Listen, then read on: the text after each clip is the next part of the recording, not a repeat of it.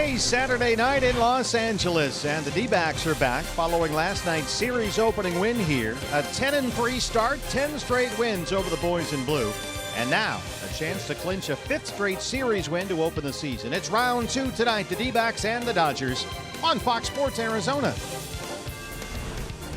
Good evening from Dodger Stadium. Welcome to the broadcast. Steve Berthiaume, Bob Brenly along the way. D-backs winners here last night. Once again, the offense got started early with a first-inning run. Bob, that's something that the Diamondbacks have done a lot of this year. Yeah, only the Nationals have scored more first-inning runs in the National League. They're 6-2 when they score in the first inning of ball games, and a big reason is David Peralta hitting in that leadoff spot. In the 10 games he's led off the ball game, he's reached base 6 times. He's the high-energy guy that Torrey loves at the top of the order. And the freight train back in the leadoff spot tonight. Dodgers 0-7 this year when their opponent scores first. D-backs will be up against Dodgers lefty Rich Hill, and for the Diamondbacks, it's the right-hander Taijuan Walker. Yeah, Taijuan Walker's first start of the year came against these LA Dodgers at Chase Field. The numbers don't tell the whole story. 5 innings, 8 hits, 3 runs. Half the hits and all the runs were scored in the first inning. He scattered 4 hits and shutting out the Dodgers over the next 4 innings. A win last night. Let's make it 2 in a row. First pitch is coming up from Los Angeles on Fox Sports Arizona. D-backs baseball on Fox Sports Arizona is brought to you by CenturyLink, connecting you to the power of the digital world. By Gila River Hotels and Casinos.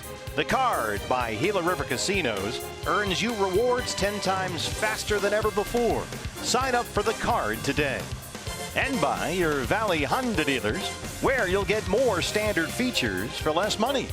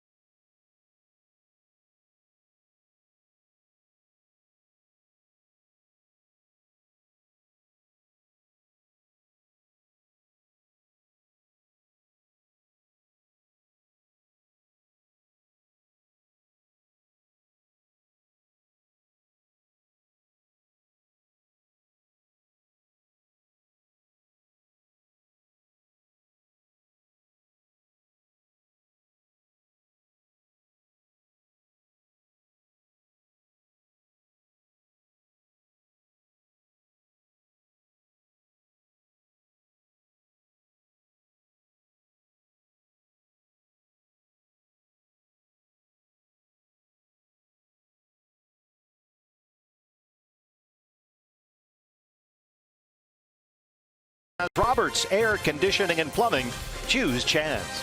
And by Jack in the Box. This season, D-backs home runs score free jumbo jacks only at Jack in the Box. A chance tonight to clinch a 4th consecutive series win against the Dodgers that would tie a D-backs record. Taijuan Walker gets the baseball against Rich Hill. You'll see it next on Fox Sports Arizona.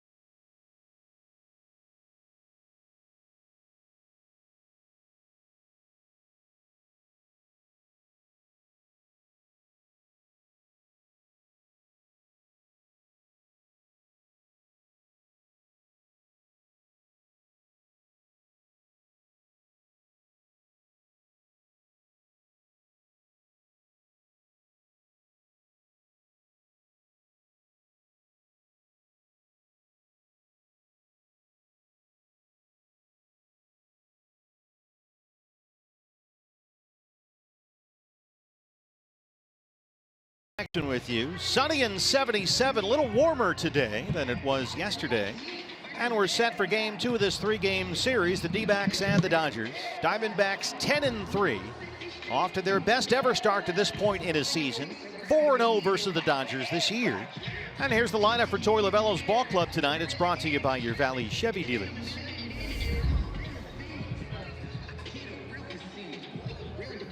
David Peralta will lead it off. He's in left field. Bob talked about the importance to Peralta in the leadoff spot at the top of the show. Ketel Marte at second base. Goldie in there, batting third. A.J. Pollock back in the starting lineup, hitting cleanup in center field. Chris Owings, the right fielder. Nick Ahmed at shortstop, had the big home run last night. Alex Avila behind the plate. Devin Marrero at third, and Taijuan Walker, who grew up about 60 miles from here, Yucaipa, California, gets the start for the D-backs.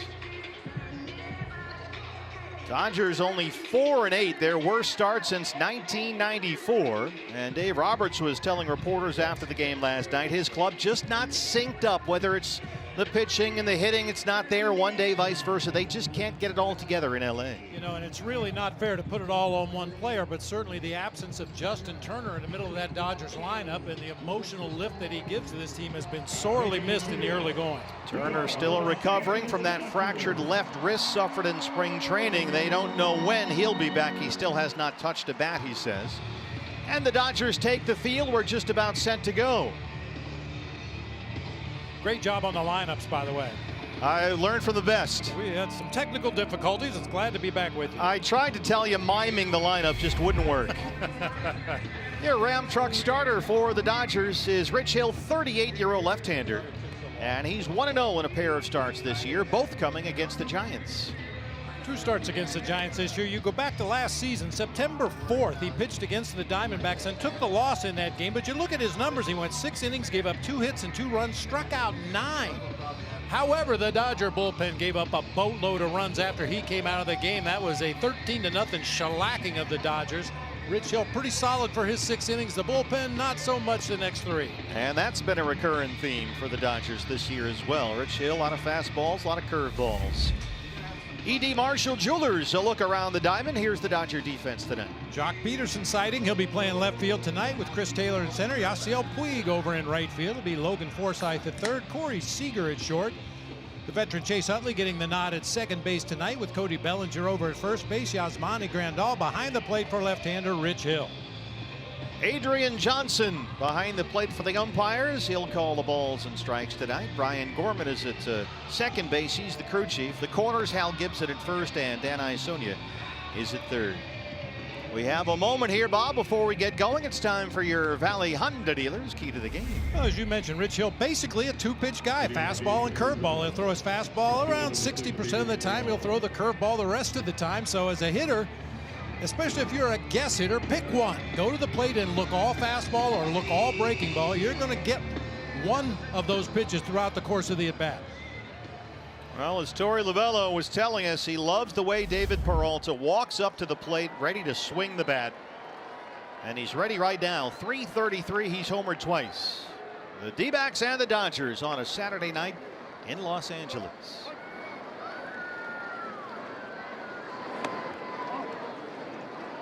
Peralta walked, singled, doubled, and scored twice last night after getting 3 days off to rest that sore left hand, and it seemed to do the trick.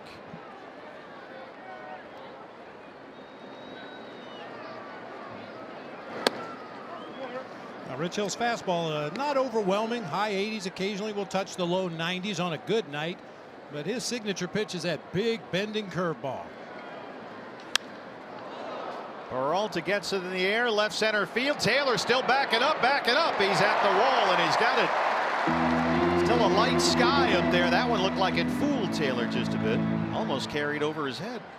Boy, sounded like solid contact that time from David Peralta. And once again tonight, very little, if any, wind blowing here at Dodger Stadium. That could have used just a breath of wind to get it over that fence.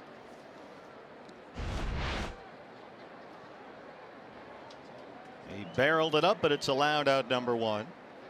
The second baseman, Ketel Marte, 278 on the year. That's a strike of the knee, says Adrian Johnson. It's 0-1. Cattell had a pair of singles and scored a run last night. He's now got an 8-game hitting streak. This is slicing out of play, and it's 0-2.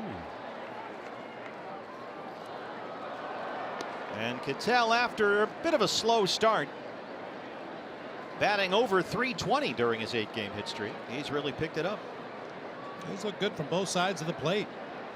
Left-handed seems like a much more natural swing. He'll hit the ball to the opposite field. Right-handed, he gets out on that front foot quite often, but keeps his hands back. Makes good adjustments on off-speed pitches.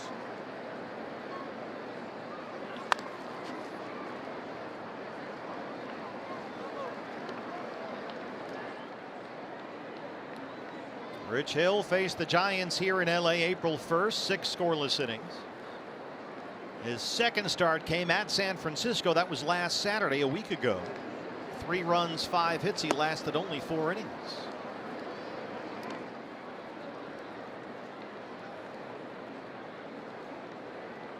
He is constantly, Rich Hill, it seems, in a state of evolution. Something is always different every time we see him. That's the strike call there. 2 down.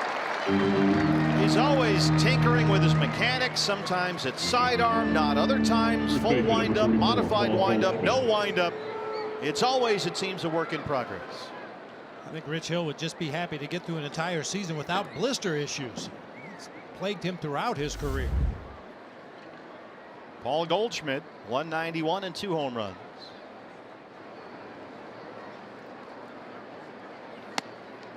Utley, the second baseman, shades the shortstop side of the bag. 3 defenders on the left side of the infield against Goldie. He singled and scored last night, 1 for 5. He hits that one hard and into left. 2-out single. Center fielder number 11, A.J. Pollock. Can't get out of the first inning without scoring a run. Goldie picks on a high, appeared to be a cut fastball that just didn't cut enough, and Goldie clubs it into left field. 2-out knock. He's aboard for the cleanup man, A.J. Pollock, back in the starting lineup tonight. Flied out in his only at bat last night. 277 with a home run.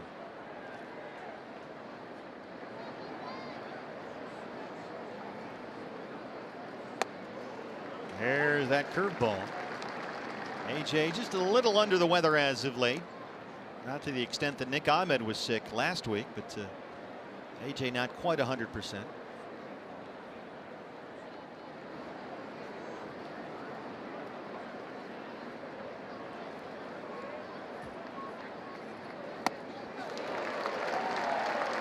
Doubled up, and it's 0-2.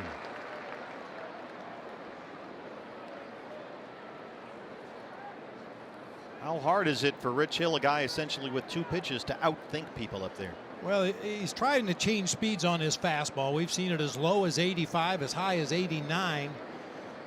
But yeah, when you're a 2-pitch pitcher, you just have to make sure that you spot your fastball to set up that curveball.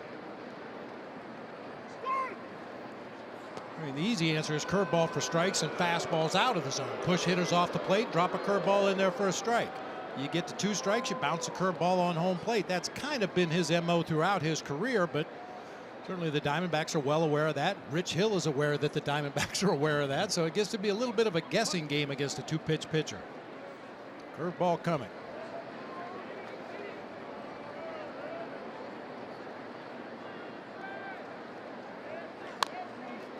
Yeah, Rich Hill was adamant this spring. He says, look, I got 2 pitches I'm very good at, fastball, curveball. And he wants to continue to improve and make those strengths extremely strong, not waver from that. He doesn't tinker with 3rd pitches very often. Certainly didn't this winter in his offseason program. Because as he said, if you focus on your weakness, you'll impair your strengths. That's his philosophy anyway.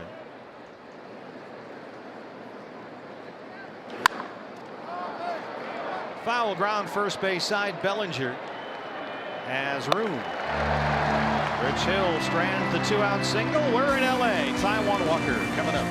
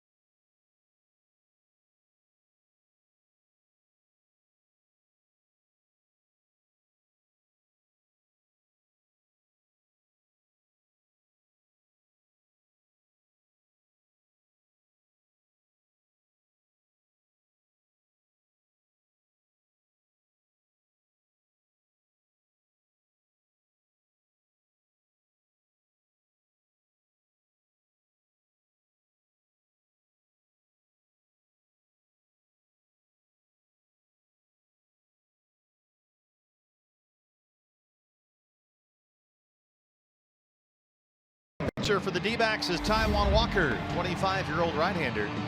Taijuan pitched very well in his previous start Sunday in St. Louis. Yeah, he's pitched really well here against the Dodgers, here at Dodger Stadium. 2-0 with a 164 last season. He's allowed 1 run or fewer in 5 of his last 6 road starts. Look at the road warrior out there. Valley Chevy Dealers has the LA lineup tonight against Taijuan Walker. Taylor will lead it off out in center field. Seager at shortstop. Grandal doing the catching. Cody Bellinger down at first base. Yasiel Puig will be in right field with Jock Peterson in left. Logan Forsythe at third base. Chase Utley at second base. And Rich Hill, the lefty, on the mound. All right, order has been restored to the universe with you doing the lineup, and we can continue. Careful with Taylor. 226, a pair of homers. He has hit leadoff homers twice this week, including this one last night against Zach Greinke. One of the few mistakes Zach made, and any mistake he made last night was early in the ball game. He really settled in. Ooh, good fastball there at the knees. Adrian Johnson didn't like it. It's 2-0. That was right there. Well, according to our strike zone, both pitches were in the zone. Should be 0-2. And we're off and running. Good start.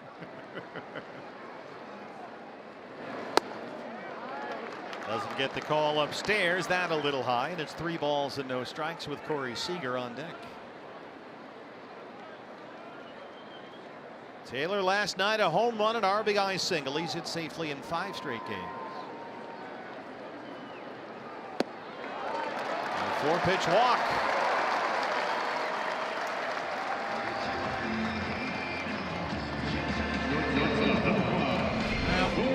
These are the first 2 pitches of the sequence, right at the knees on the corner, and then chewed off a little more of the strike zone and scooted it up to the top of the kneecaps. Didn't get a call for either one of them. You know what they call that? They call that a really good job of locating your fastball. Yeah. Seager 213 and a homer.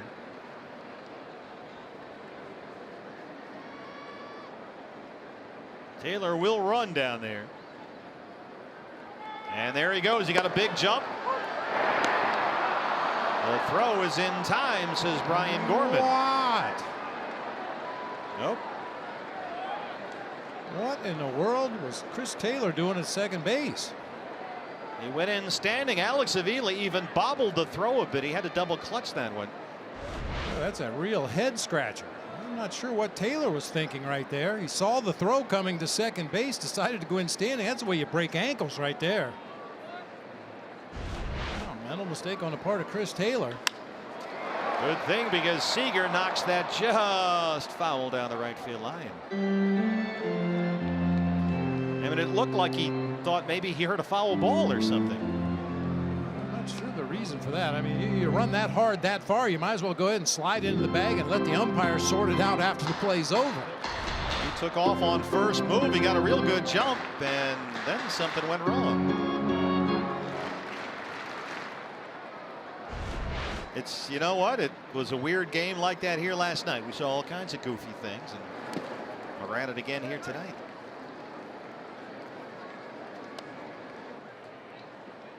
Seager had an RBI single last night, 1 for 5. He's hit safely in each of his last 3 games.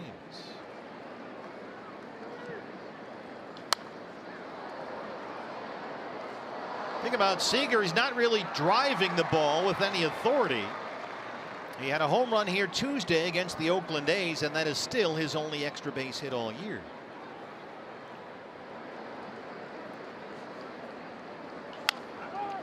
That one is fair. Goldie's got it. Taijuan hustles over. 2 down. Catcher number 9, Yasmani Grandal. Yasmani Grandal moved up to 3rd in the batting order. He's hitting .361 on the year with a couple of home runs. One of those homers came in his first at bat against Taijuan Walker last Monday at Chase Field. Now 5 for 10 lifetime against Walker. That's part of the reason Grandal's up in that 3 spot tonight. And Dave Roberts just looking for some combination that will click for him offensively. I had Matt Kemp in the 3-hole last night. Kemp is not in the starting lineup tonight. We flash back. This was in the 15-inning marathon game. And Taiwan really did a nice job settling in after that. As I mentioned in the open, 4 of the 8 hits he gave up were in the first inning, and all 3 runs the Dodgers scored came in that first inning. He really settled in, scattered 4 hits over the next 4 innings. Yeah, Taiwan was down 3-0, 4 batters into the game, but kept the Dodgers scoreless the rest of the way. There's a chopper that trickles foul. Let's take a look at the Diamondbacks defense. That's brought to you by E.D. Marshall Jewelers. A look around the diamond. Chris Owings, a super utility man out in right field. He's done a great job defensively out there. A.J. Pollock will be in center. David Peralta in left field. It'll be Devin Marrero at third base tonight with Nick Ahmed at shortstop. Ketel Marte at second. Paul Goldschmidt over at first base with Alex Avila doing the catching for the big right-hander Taiwan Walker. 0-2 on the Dodgers catcher. Another one fouled away at 95.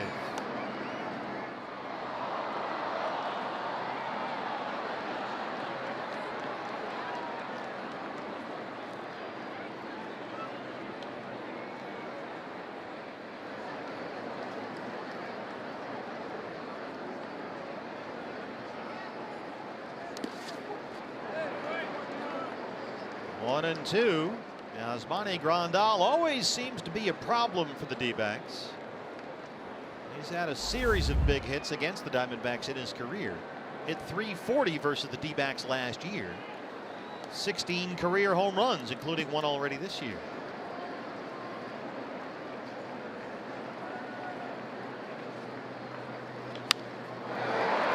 Owings in right. He'll have to play it on a hop, and Grandal has a 2-out single.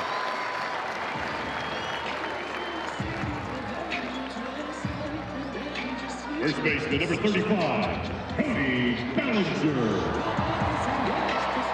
Cody Bellinger, 304. He's homered twice. 3 hits last night, including a home run against Zach Greinke.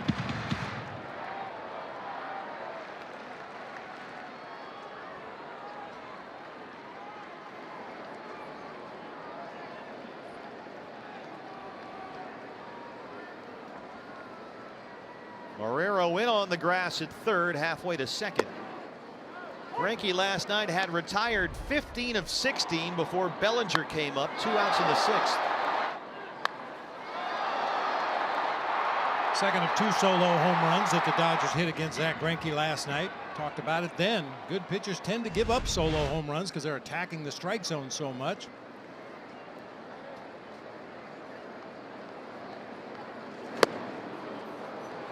Good fastball from Taiwan, and it's 0-2. Last night, Bellinger's 5th multi-hit game already this year.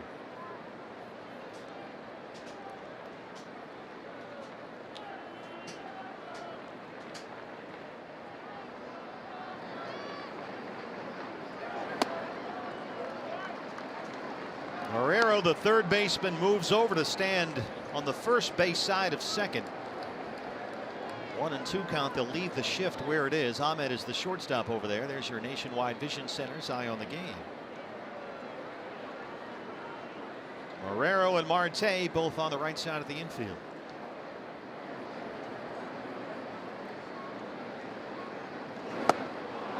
Another fastball, and Taiwan strikes out Bellinger to strand Grandal. No score in LA.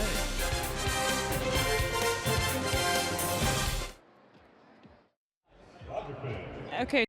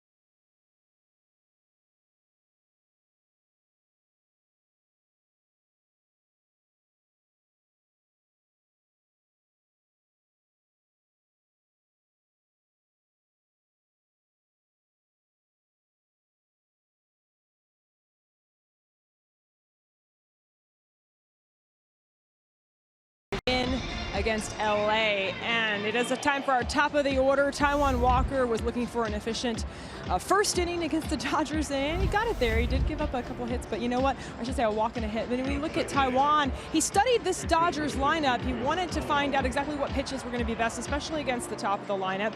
Alex Avila told me that he thought he came out a little bit tentative in that first inning, first meeting against the Dodgers at Chase Field. And we saw, guys, that he did settle down and ended up pitching pretty well in that outing. Another thing that I asked Troy Lavello about before today's game, lineup construction yesterday with Daniel Descalzo in the 4-hole and getting 4 RBIs. He said, look, yeah, without Steven Souza and Jake Lamb, you know, I do get creative, but I trust the guys to be themselves. And that way, his hope is that no one player feels a tremendous amount of pressure. Without those guys, there isn't as much thump, but they're all capable of taking great at-bats, guys. Well, Jody, you're right. That was certainly the case with Daniel Descalzo in the cleanup spot last night. 4 runs batted in, including a homer. Here's Chris Owings, batting 5th tonight, leads off the 2nd against Rich Hill. CO 310 with a home run.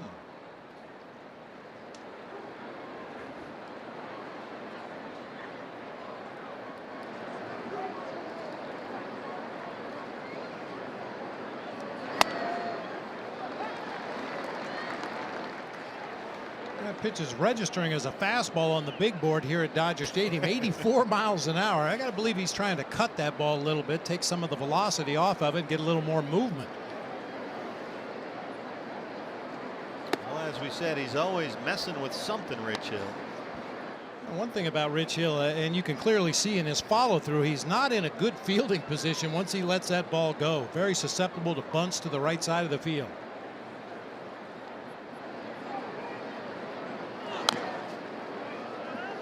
He got a little Andrew Chafin with that left leg follow through. The Cobra Kai sweep the leg thing comes through there, yeah.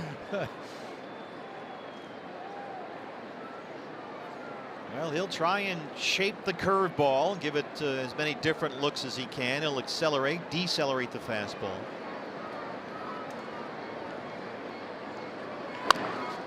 Well, slow one there is fair. Forsythe has it at 3rd, and they retire Owens to start the 2nd. Yeah, you've kind of got to recalibrate when you're facing Rich Hill. Throw an 84-mile-an-hour fastball. Number 13, Nick. Yeah, when you're used to facing mid-90s on almost a daily basis, occasionally you bump up against a starting pitcher that doesn't have a high-velocity fastball, relies more on location, and his secondary pitch, that big curveball. The trademark crafty lefty, as it were. Here's Nick Ahmed. Last 7 games in this ballpark. Look at Nick's numbers. 7 for 20 with 4 homers. And his home run last night proved to be the difference in the ball game. D-backs won at 8-7.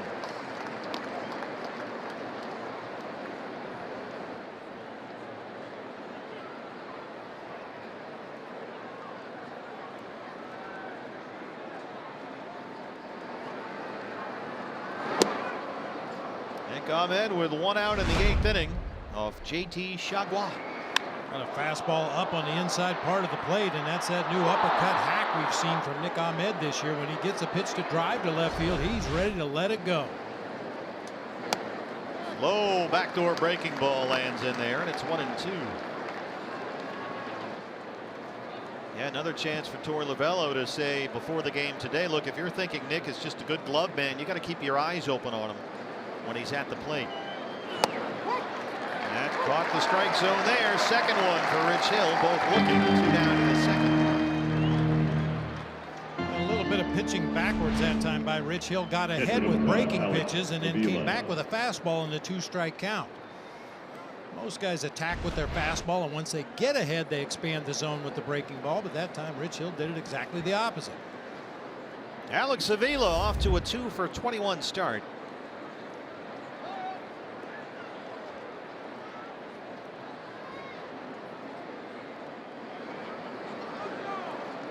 Alex still looking for his first base hit on this road trip. He's walked twice.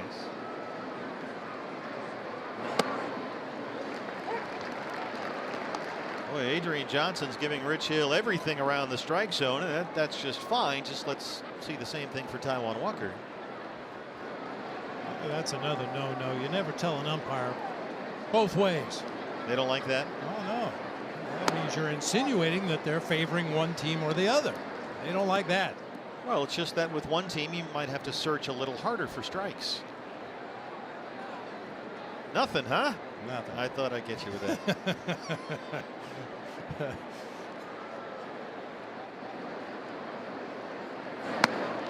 Lays off the breaking pitch there, and it's 2 balls and 1 strike.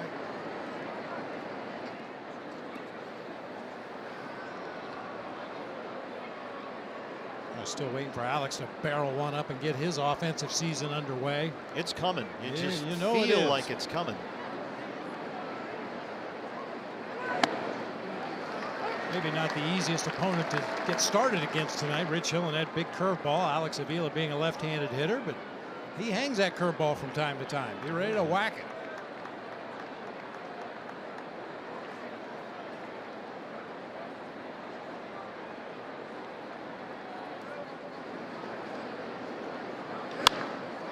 Takes it the other way. Peterson is out there trying to find it in that light sky.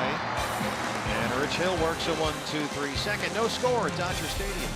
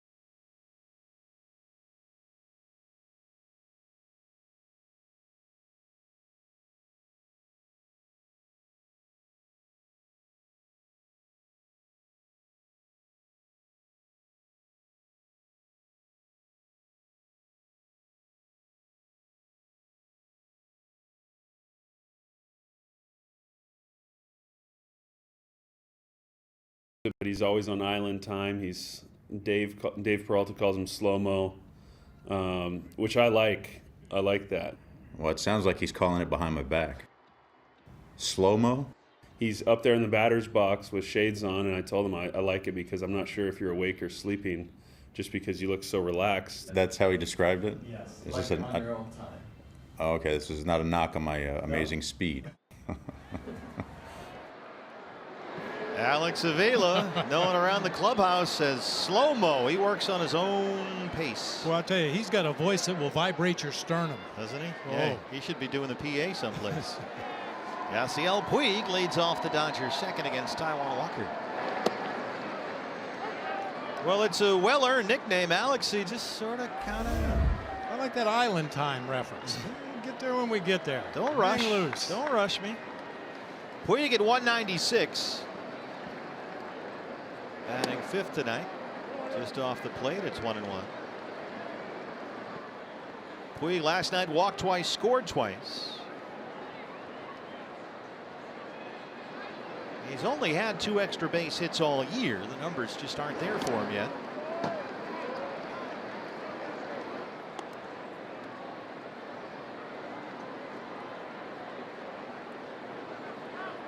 Dave Roberts dropped Puig from the number 3 spot in the batting order for the first time this year. Last night he hit 6th. Batting 5th tonight. In on the hands with a fastball. 3-1 on Puig with Jock Peterson on deck.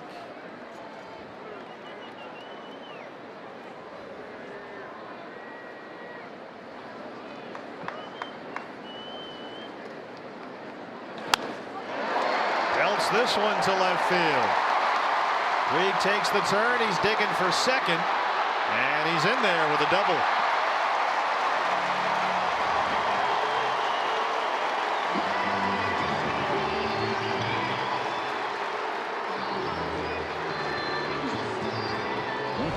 Nice job by David Peralta to cut that ball off before it got to the corner. At least they had a chance at Puig at second base. Nick Ahmed was a cutoff man on that play, and he lines himself up with the bag, so he knows if that throw is not directly at his head, it's going to be offline to second base. So he cuts it, relays on to Marte just a little bit too late. Puig hustling all the way. His third double of the year in scoring position for Peterson.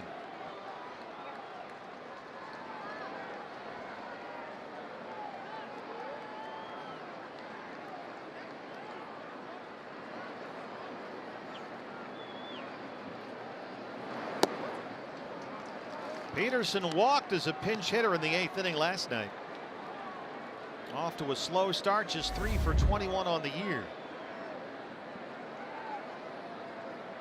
He was batting in the leadoff spot for LA when Taijuan Walker faced these Dodgers last week at Chase Field.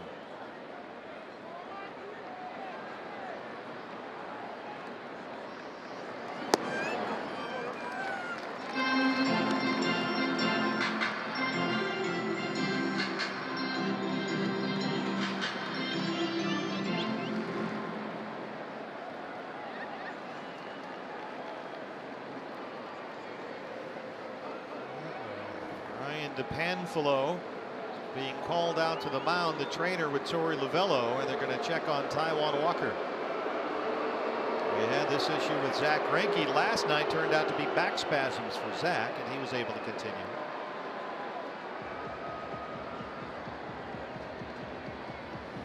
Now you may notice Adrian Johnson, the home plate umpire, right there over Ryan DePanfilo's shoulder. He's listening to every word that's being said out there. As long as they're just talking about a medical issue or a physical issue, everything is fine.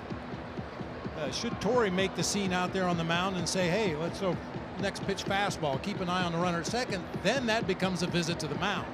As long as all you talk about is the physical ailment or whatever's bothering the pitcher, it doesn't count as a mound visit. So if any strategy have ears. Yeah, if any strategy is talked about at all, Adrian Johnson will call this a visit to the mound. Zach Greinke able to continue. He pitched a terrific ball game here last night. The back spasms, he said, felt better after the 3rd or 4th inning. A long conversation here with Ryan DePanfilo and Taijuan Walker.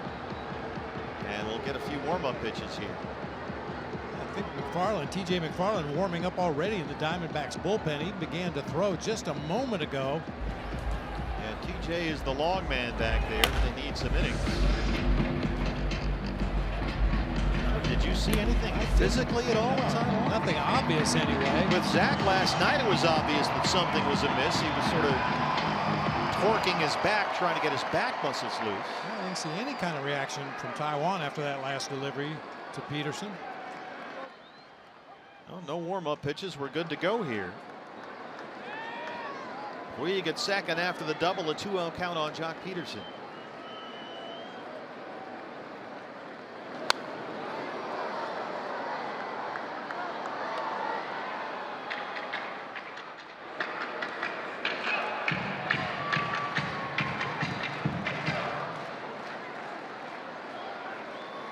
Taijuan's always been a little twitchy out there on the mound, moving his shoulders around and hunching his shoulders and twisting his neck around. That's something he does every start. You can see the discussion there, Ryan and Torey. 2 balls and 1 strike. He's really having trouble throwing that fastball for strikes. It's 3-1 with Forsythe, the on-deck hitter. Fetters and TJ McFarland. Already looking over the Dodgers lineup. Should McFarland come into this ball game, Mike Fetters wants to alert him to the hitters he's going to face, what the possible situation might be when he gets in there.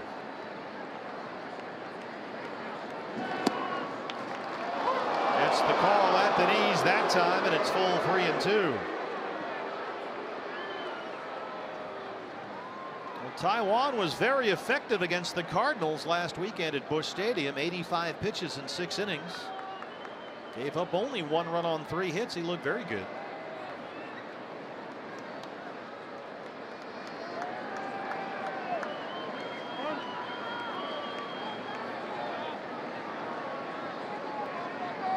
Still trying to get his first out in the second.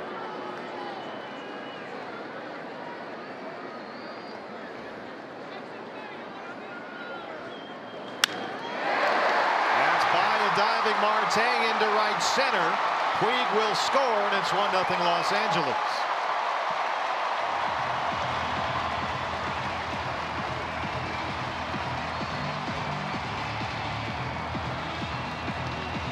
Comes back with a fastball on the full count pitch. He misses his spot badly, leaves it up over the heart of the plate. And Jock Peterson hit that ball hard to the right side. Looked like it kind of caught Ketel Marte by surprise. Actually looked like it got under his glove into right field as Puig comes around to score the first run of the game.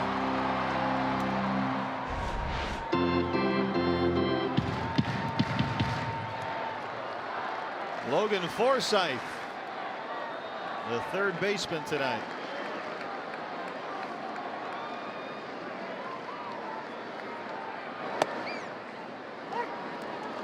Forsythe, a 182 batting average with 1 homer.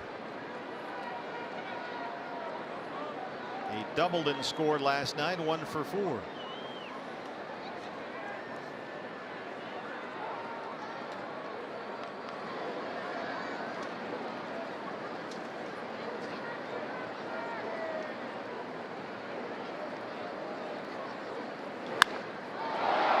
Fly ball to right for Owings.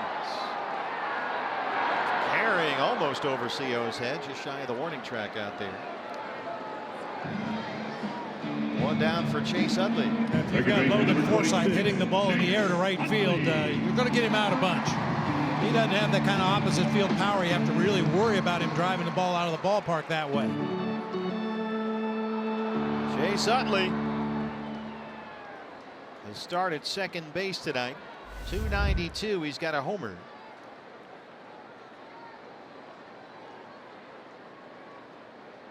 D-backs put the shift on. Marrero will stay near the third base bag. There's our Nationwide Vision Center's eye on the game. Ahmed, the shortstop, just over on the first base side of second.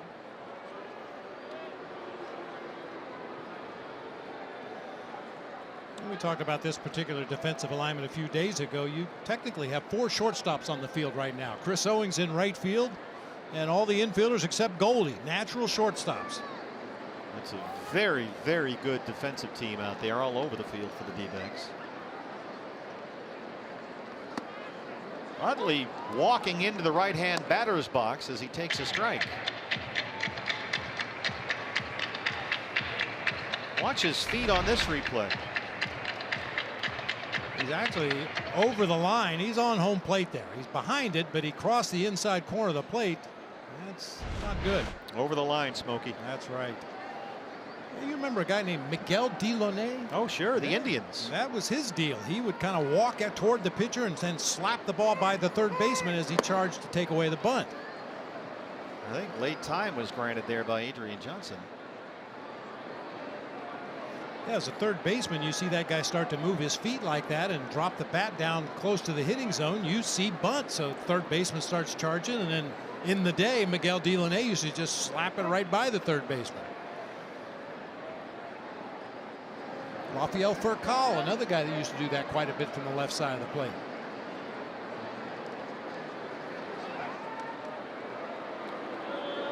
Miguel Delaunay had, well, he had a couple of good years, but Miguel Delaunay with the 1980 Cleveland Indians hit .341. Yeah, he was fast. He could fly. A 50 and a 61 stolen base season for Miguel Delaunay. Still 0-1 on Utley.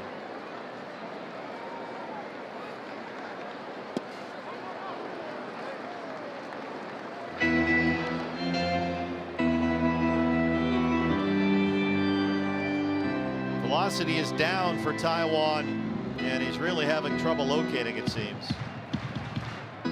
Mike Butcher keeping a close eye, the pitching coach.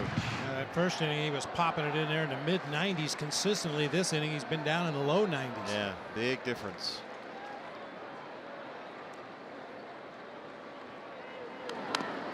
Check swing foul, and it's 1-2.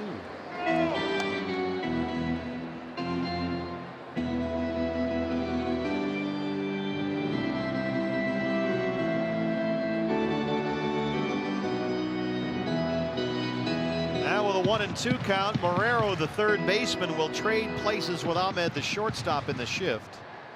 And Nick goes back to his usual spot. And there's Marrero on the first base side of second. 1-2 on Utley. Right center. It's a base hit. Third hit in the inning against Taijuan Walker.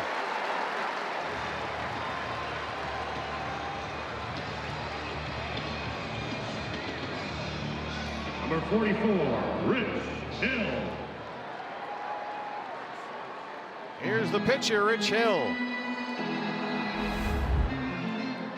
14 years in the big leagues, a 109 batting average.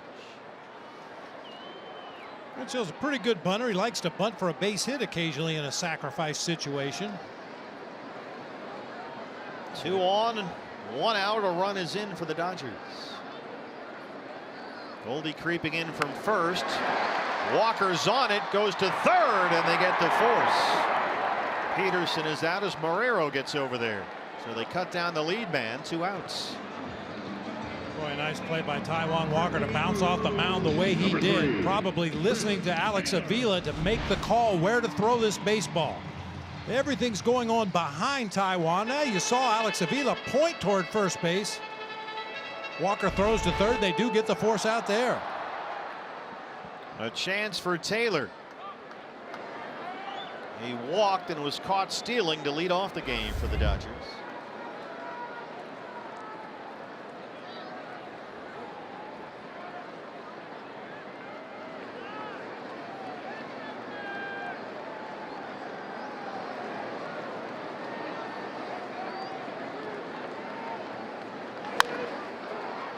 This guy, you think about Puig and Bellinger and all the names on the Dodgers, but Taylor's the guy that's really tough. 326 career against the D-backs, including 5 homers, 17 RBIs in 24 games. And even when he makes outs, he makes you work hard to get him out. He is a pain in the neck. Taijuan ahead 0-1. Big out to get right here.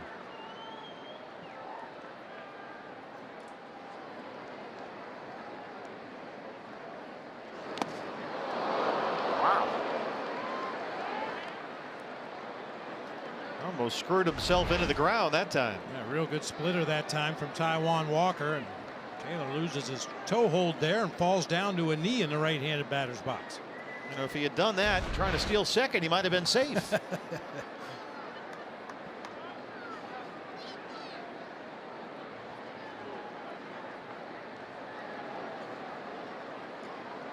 Utley, the runner at second, and Hill, the pitcher, at first.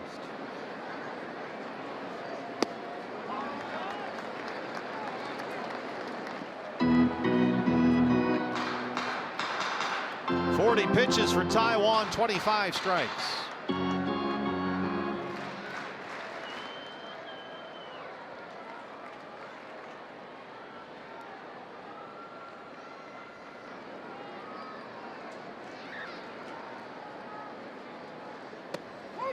Right there, the fastball, and Adrian Johnson rings him up. Taijuan strands 2, but the Dodgers get 1.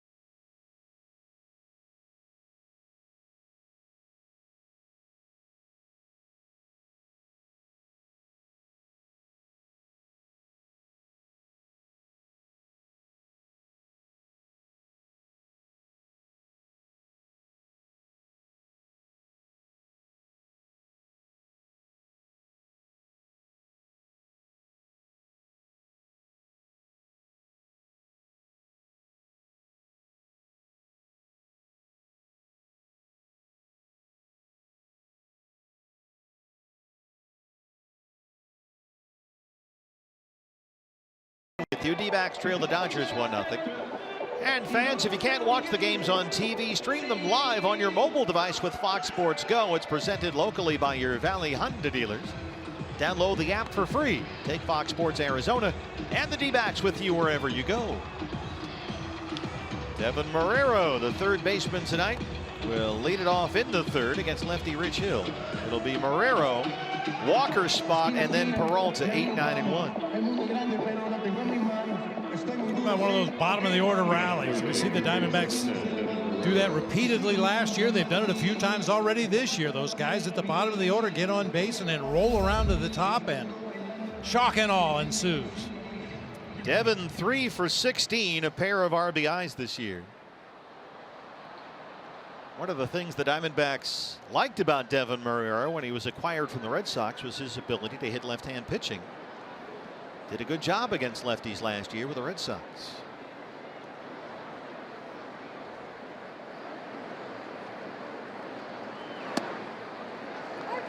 Wow, man, he's getting everything.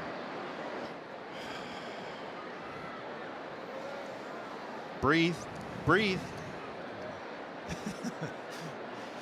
Laugh a little, cry a lot. Man.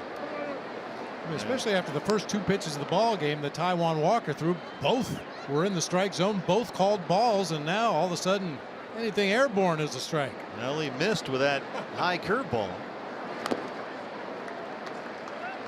1-2, another breaking pitch.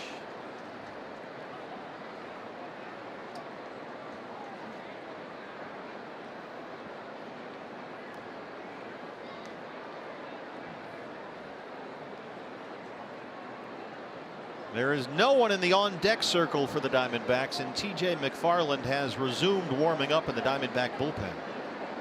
So that might be it for Taijuan Walker as Marrero fouls that one away. There is a rule you're supposed to have somebody out there, right? Yeah, even if it's a guy that isn't going to hit. But the on-deck circle near the D-back dugout vacant right now.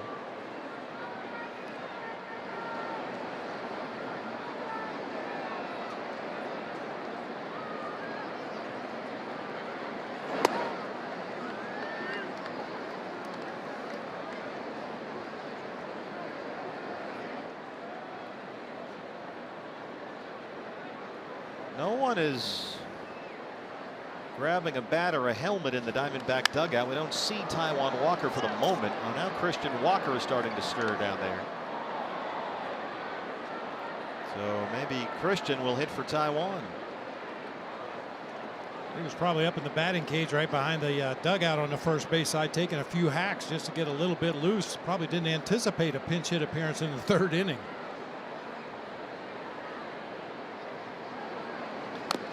So on a night after Archie Bradley had to work really hard last night through 29 pitches, and T.J. McFarland, who threw 13 pitches last night, will have to come in. The bullpen in decent shape other than Archie, and they'll have to get by, it looks like, with relievers from here on in. Marrero putting up a fight. It's still 2-2. Well, that's part of the issue with that big slow curveball. Even if you do recognize it, it's really tough to keep it fair for a right-handed hitter. The ball working its way down and in on Devin Marrero, gets a bat hit out in front of home plate. It's hard to keep it fair. So Christian Walker on deck, ready to hit for Taijuan Walker, and McFarland is ready in the bullpen. That pitch is low. Good at bat here by Devin Marrero. It's full 3-2. 10th pitch coming up. He belts it in the hole, but Forsythe snags it. Ugh. Yeah, that's one of those tough at bats. Can't do much more than Devin Marrero did right there. Worked a long at bat, fouled off some real tough pitchers' pitches. Finally got a ball he can drive, unfortunately, right at Logan Forsythe. So Christian Walker is announced as the pinch hitter for Taijuan Walker. Christian, 3 plate appearances since the recall from Reno. He has walked and struck out twice, all as a pinch hitter. So we'll await word from the Diamondbacks as to what the problem is with Taijuan Walker.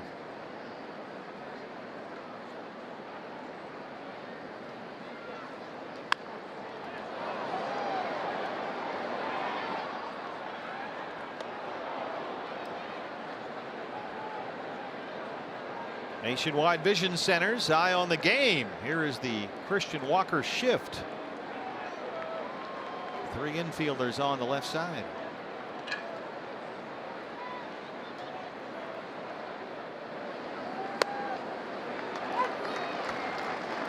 Another one off the plate away is called a strike, and it's 0-2.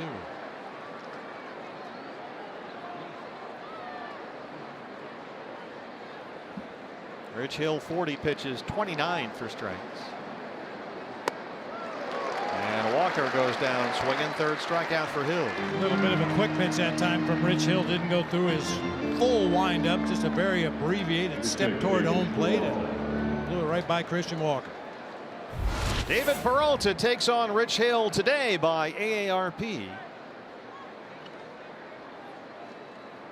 3 hits and 10 at bats, including a triple and a run batted in against Hill. Base is empty, 2 outs. Peralta flying out to center his first time up.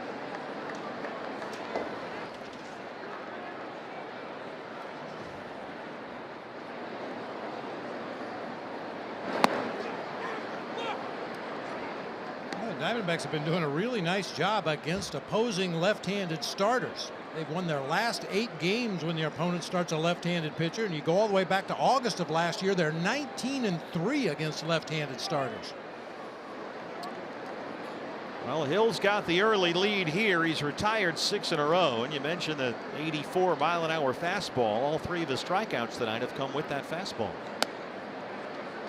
But he's behind on Peralta, 3 balls and no strikes.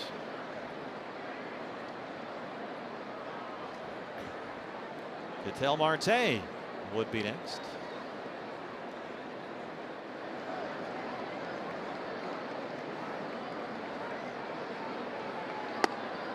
He walked him. First base on balls issued by Rich Hill. Number 4, Ketel Marte.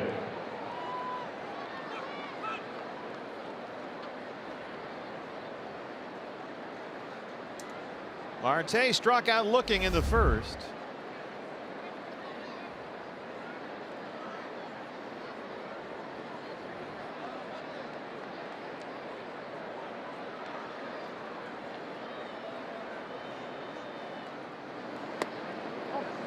Curveball away, missed. 1-0.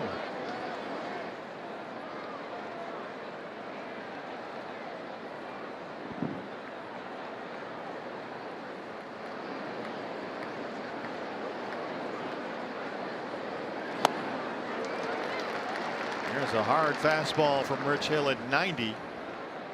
He really humped it up that time. That's about top end for Rich Hill. He'll occasionally get it up into the low 90s on a really good day, but 90's about top end for Rich Hill. There it is again, down and away. Mixing up velocity and location with that fastball.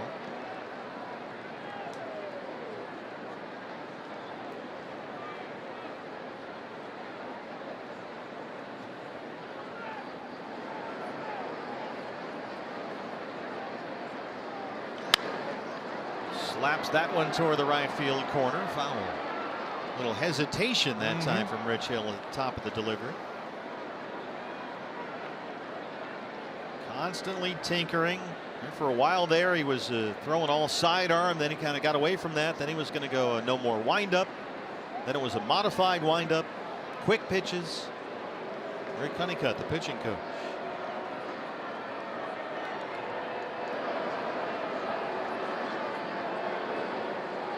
Every time we play the Dodgers, Oral Hershiser comes over and says, Rich Hill's doing something brand new now. Oh, really? What a surprise. Every time we play the Dodgers. He's now throwing right-handed. It's about the only thing he hasn't tried. Peralta takes off. Marte hits one to right center. David's got to get going. It reaches the wall. Here comes Peralta. Marte will stop at second with an RBI double, and we're tied at 1.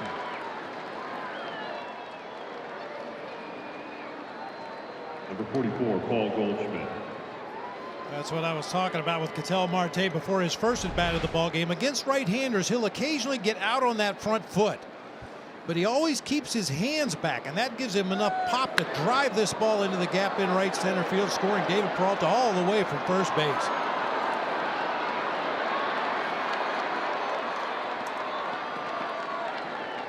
Marte at second now, his fourth double this year. Here's Goldie, who singled his first time up, hit the ball hard into left.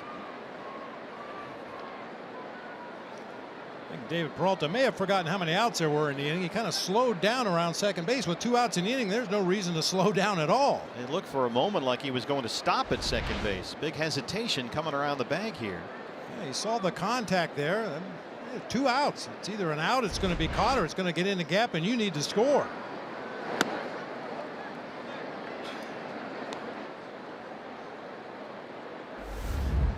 Former teammate of mine, Jack Clark, right fielder for the Giants, used to have some issues with how many outs in the inning, and one time Frank Robinson gave him 3 pebbles, told him to put them in his pocket and drop 1 after every out.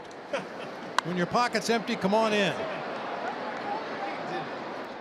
Groundskeeper must have loved him.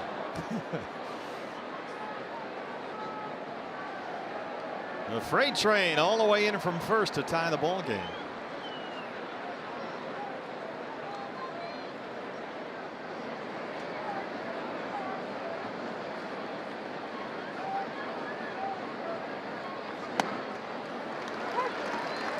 Boy, everything out there is a strike.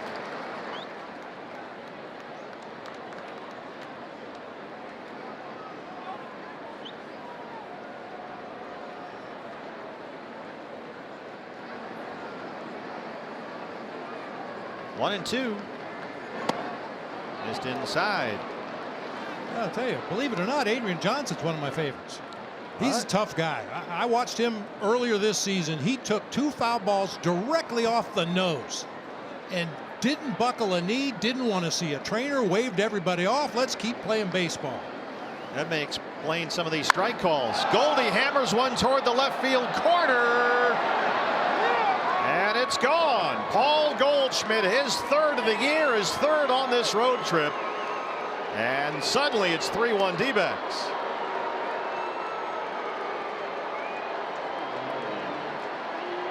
All 3 runs in the 3rd against Rich Hill, coming with 2 outs.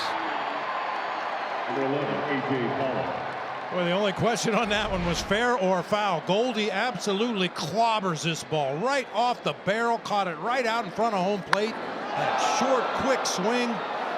Very little hook as that ball worked its way down the third baseline, just inside the fair pole and way up into the second deck.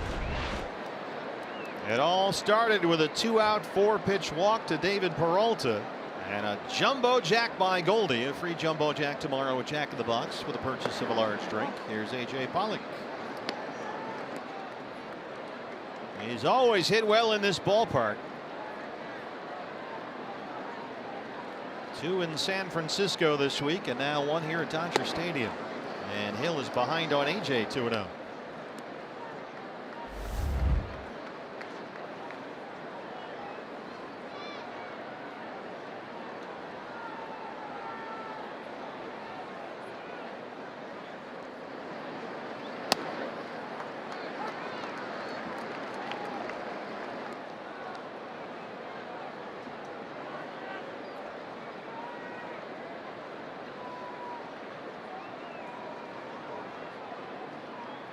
A lot more smiles from 44 these days. No kidding. In the first couple of weeks of the year. Squaring it up like that will make you smile and make everybody in that dugout smile. Well, Hill has lost his command suddenly. It's 3-1 on AJ. And he sends one out to Puig in right field, carrying to the warning track. Ketel Marte and Paul Goldschmidt RBI base hits. It's 3-1 Diamondbacks.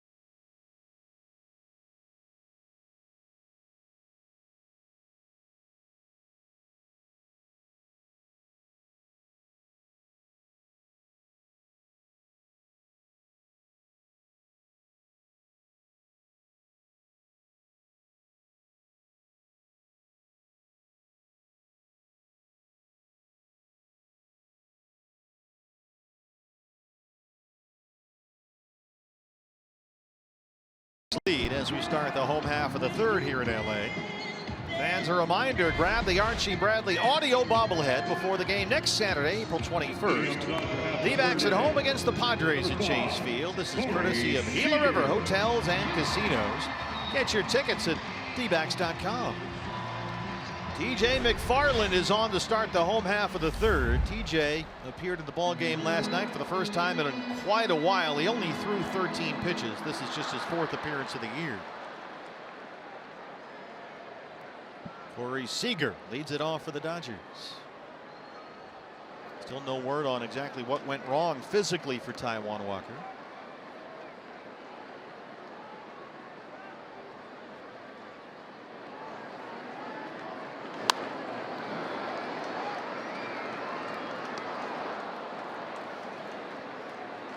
Corey Seager was one of the hitters that TJ McFarland faced in the ball game last night. He came on to get the pinch hitter Austin Barnes in the 7th inning, gave up a single to Taylor, a single to Corey Seager, and then left the game for Archie Bradley. Well, TJ can give you some length back there. Last season, 16 outings of more than 1 inning. We even saw him start a game at Target Field in Minnesota last summer.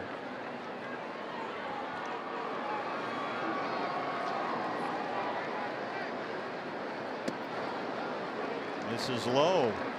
2 balls and 1 strike on Seager.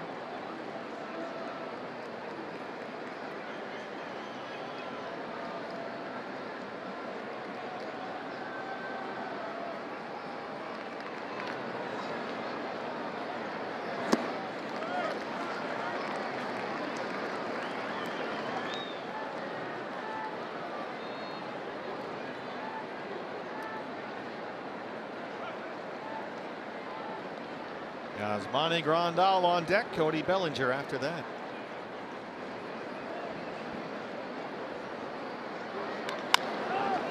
This is chopped to first. McFarland's got a hustle, and he beats Seager to the bag.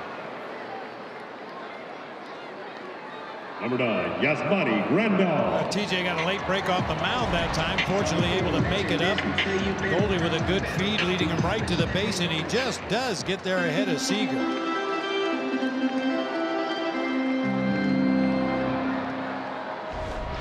Second time tonight, Seager's grounded out 3-1. Grandal singled his first time up, batting 3rd tonight. 3rd in the lineup for the first time since June of last year. At .378 batting average, a big reason why, we're guessing. Dave Roberts trying to just get this offense going somehow for his 4-8 LA Dodgers.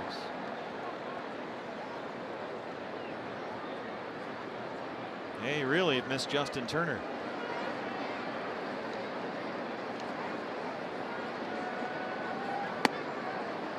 Good location on that fastball. 1-1.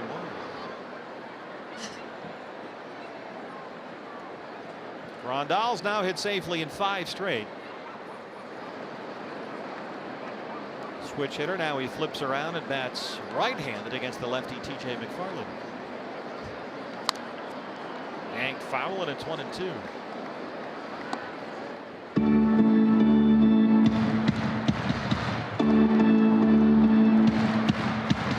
There's the Red Menace, Justin Turner. A broken left wrist suffered in spring training. He hoped to be cleared to begin hitting after 3 weeks, but he said this week it's still pretty sore. And he has not even touched a bat. He has no idea when he's going to. There's a little roller to shortstop. That is there. Well, Turner's still helping the ball club, though, along with Kike Hernandez. He helped judge the dog contest before the ball game. It's Bring Your Pet to the Ballpark Day, and Justin Turner and Kike Hernandez were judges. A big year last year. Yeah, they had hundreds of dogs down there on the field before the game today. A lot of them are still here. Yeah. Those are, wait for it, Dodger dogs. Oh. Cody Bellinger.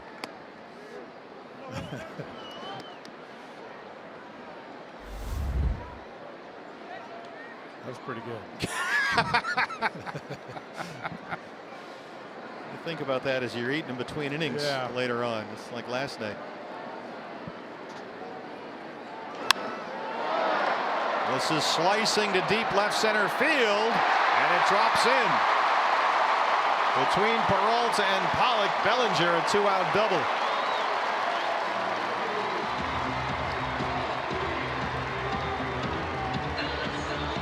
Number 66, Yasiel Puig. That ball slicing away from A.J. Pollock. It was a slider working itself away from Bellinger. He stays right on it. Well, that's one of those ones. Possibly David gets it with a dive, but when you've got two outfielders running full speed, neither one of them is quite sure they can get to the spot. That's a very dangerous proposition. Probably best that that one dropped and went to the wall rather than have David and A.J. collide out there. Bellinger at second, 2 down for Puig, who doubled his first time up.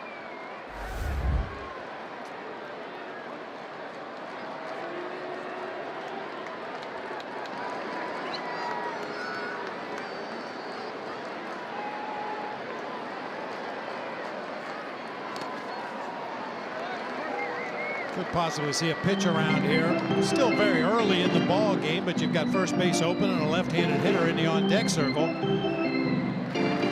Puig looking back to that third base dugout to get some words of encouragement from his hitting coach, Turner Ward. Jock Peterson had an RBI single in the second.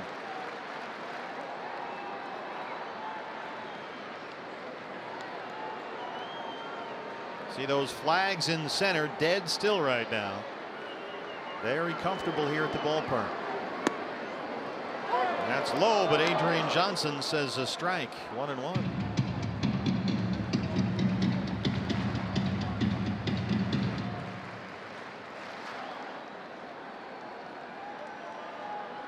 Adrian Johnson's always been a personal favorite of mine as well. A very definitive and quick strike call.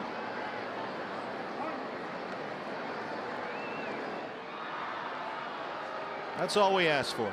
Just let us know what it is. Unlike last night when Gerard Dyson was up there and nobody knew.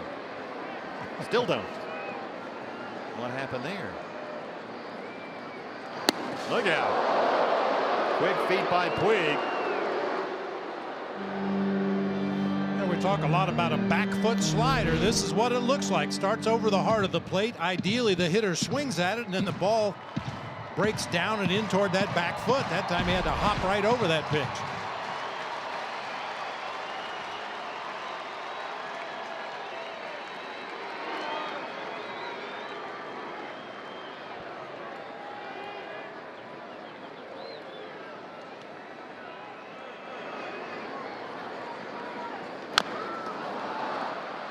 That finally does trickle foul.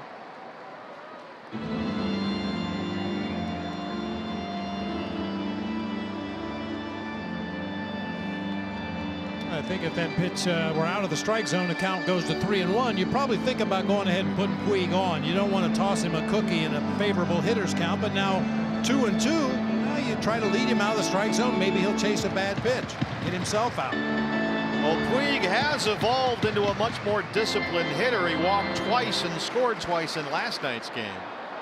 He doesn't chase nearly as often as he used to when he first came up.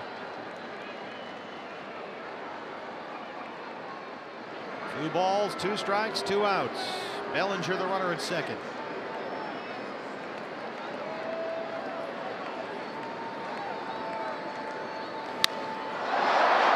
Fly ball left center field. Peralta calling off Pollock. And McFarland strands the 2-out double. It stays 3-1 D-backs.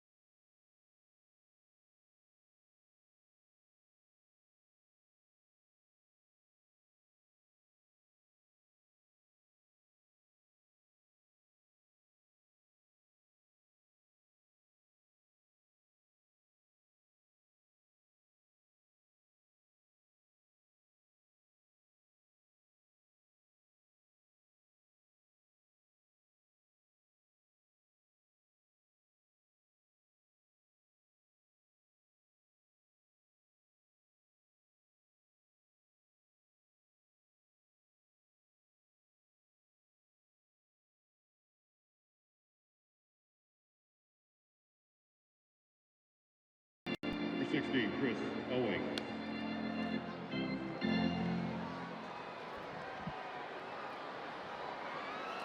It'll be Owings, Ahmed, and Avila for the Diamondbacks in the top half of the fourth. While we have a moment, let's take a look at this day in baseball history, brought to you by Geico.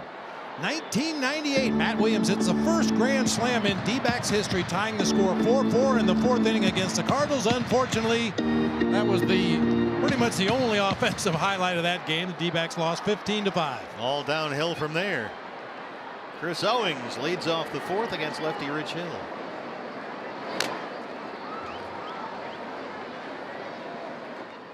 Dodgers took a 1-0 lead in the bottom of the second inning. Puig doubled, Peterson singled him home. Taijuan Walker had to come out of the game with an injury. We still don't know what it was exactly. D-backs got 3 in the third. Ketel Marte an RBI double, and Goldie a 2-run homer, all with 2 outs.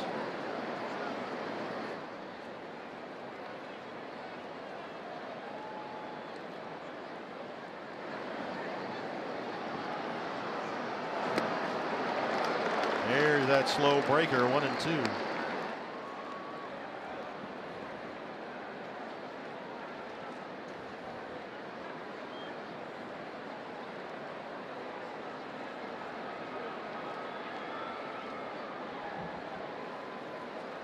Another curveball. CO waited on that one nicely and dunked it into right center field. He's digging for second. The throw from Puig is not in time. A hustle double for Chris Owings, his 4th this year.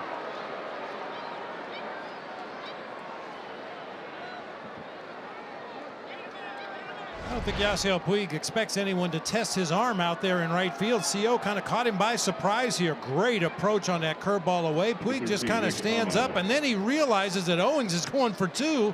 Makes a perfect throw into the bag, but good hustle by CO to get there in front of the throw. A mound visit for Grandal. He checks in with Rich Hill as Nick Ahmed steps up. 100 career doubles for Chris Owings. He had a double and a run scored in the third inning last night. Leads off the fourth inning with a double here tonight. Ahmed struck out looking his first time up.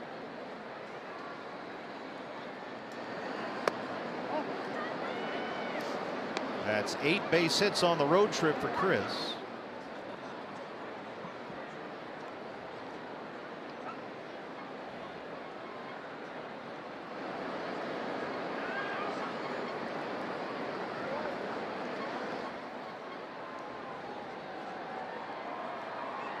Diamondbacks, keep in mind, especially with a left-hander out there, have been very aggressive on this road trip, stealing third base. They've gotten after it. It wouldn't surprise me, although you wouldn't expect it with nobody out. With 1 out, it's a possibility then. With nobody out there, you're in scoring position right now. Just let Nick take this at bat and see what he can do. He's ahead 2-0. Grandal hangs on to the foul tip.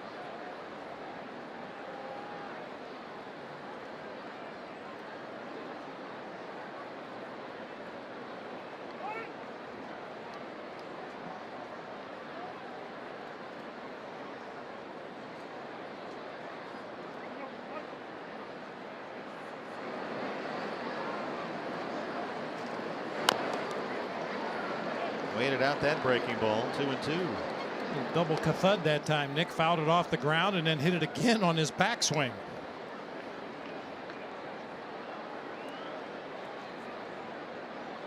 CO still cleaning himself off down there.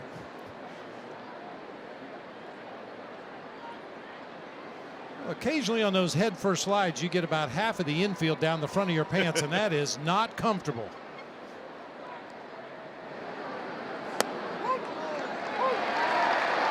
Got that fastball in there for strike 3. 4 strikeouts for Hill. Second time he's got Ahmed looking tonight. Number 5, Alex Avila. Brings up Alex Avila. Alex flying out pretty deep to left field in his first at bat tonight.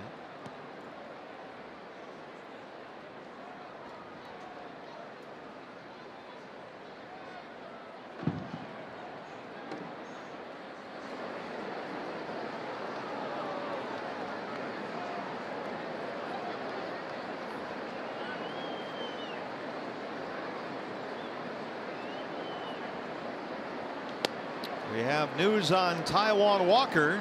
Let's go down to Jody.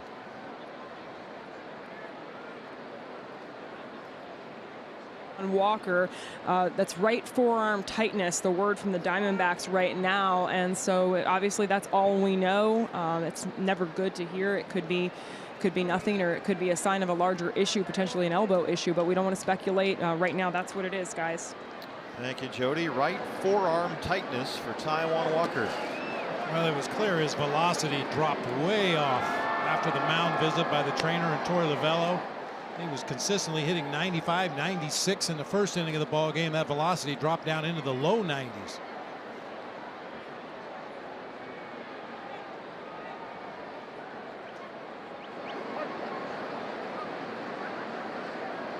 Two 2-0 on Alex Avila. Owings will stay put at second.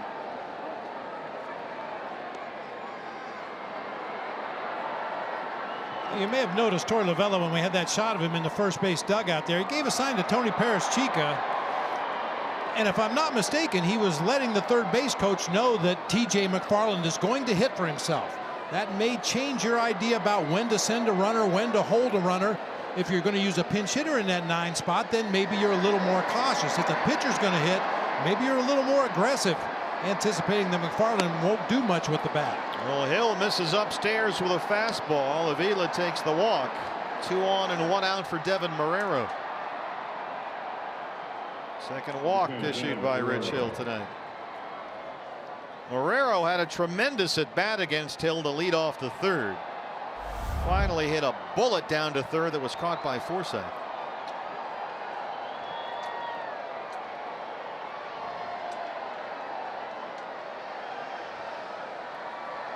Chris Owings, the runner at second. Slow-mo Alex Avila, the runner at first.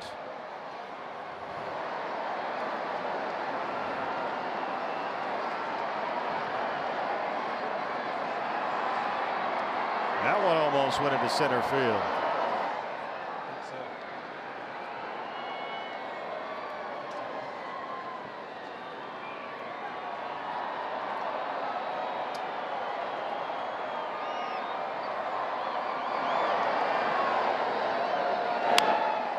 Out of play.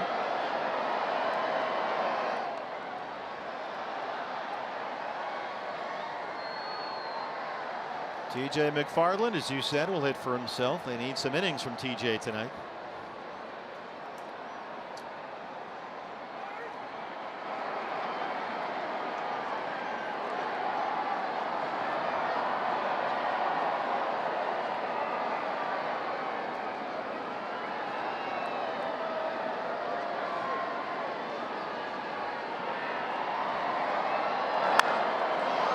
Fly ball deep left center. Peterson backing up. He's at the track. He's at the wall. And there it goes.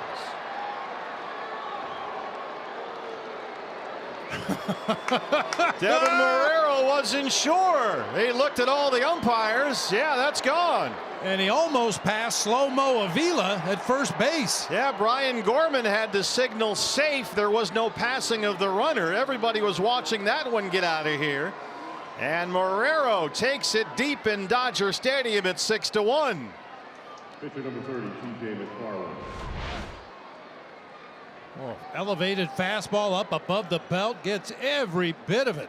That's a long home run out there just to the left to straightaway center, and a night game at Dodger Stadium. Ball usually doesn't carry that well. Owings a double, Avila a walk. Marrero his first home run as a Diamondback. Dave Roberts checking in with Adrian Johnson. And they'll huddle up about the runners at first. Brian Gorman was definitive. They looked at him and he signaled safe, the crew chief. There he is with his back to you there. Yeah, Brian Gorman and Dave McKay was waving his arms and yelling at Devin Marrero not to pass Alex Avila. Now you can review this. Here's a look. Avila going back to the bag at first. Oh, man. Oh, boy. Depends on your angle. Oh, boy.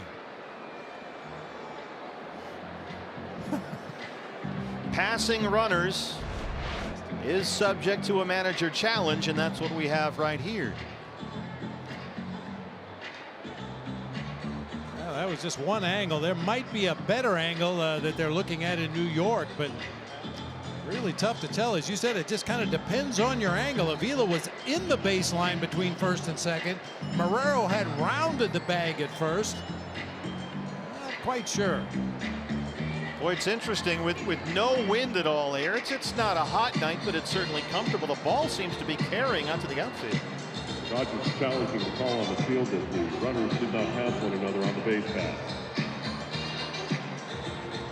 They are challenging the runners on the base paths. They make the announcement here.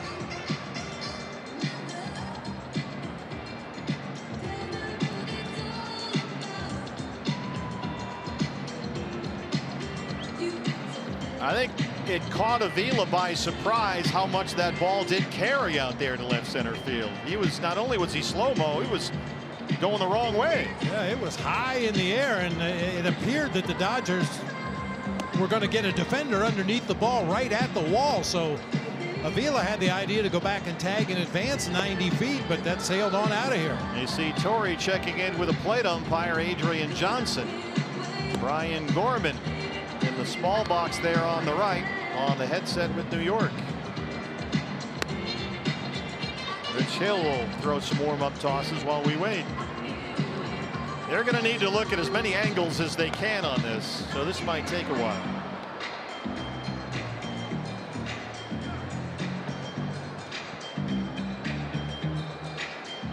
Boy, something about this series, just all these weird, fluky plays and bounces and strange calls and missed calls and non-calls.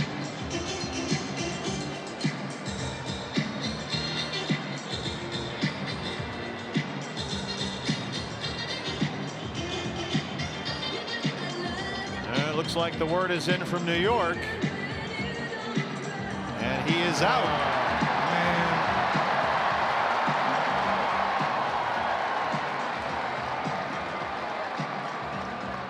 Boy, that's a tough way to lose your first D-back homer. And Brian Gorman explains to Torey Lovullo what the folks in New York told him. And once you go to the headsets, it's no longer the responsibility of the umpires here, of course. The decision is made in New York. You can at least hope to get an explanation. After review, the call on the field was overturned.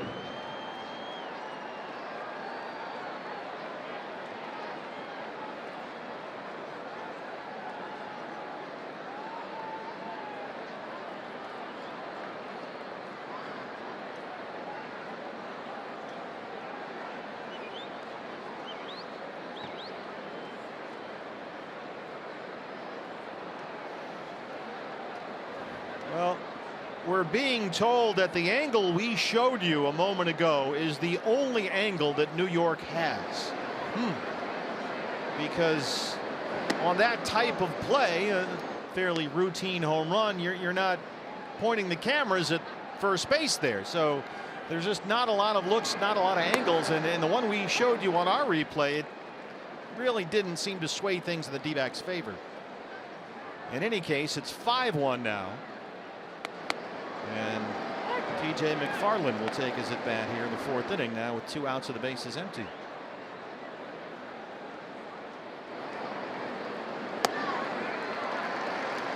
An eventful top of the fourth, but the D-backs come away with a 5-1 lead.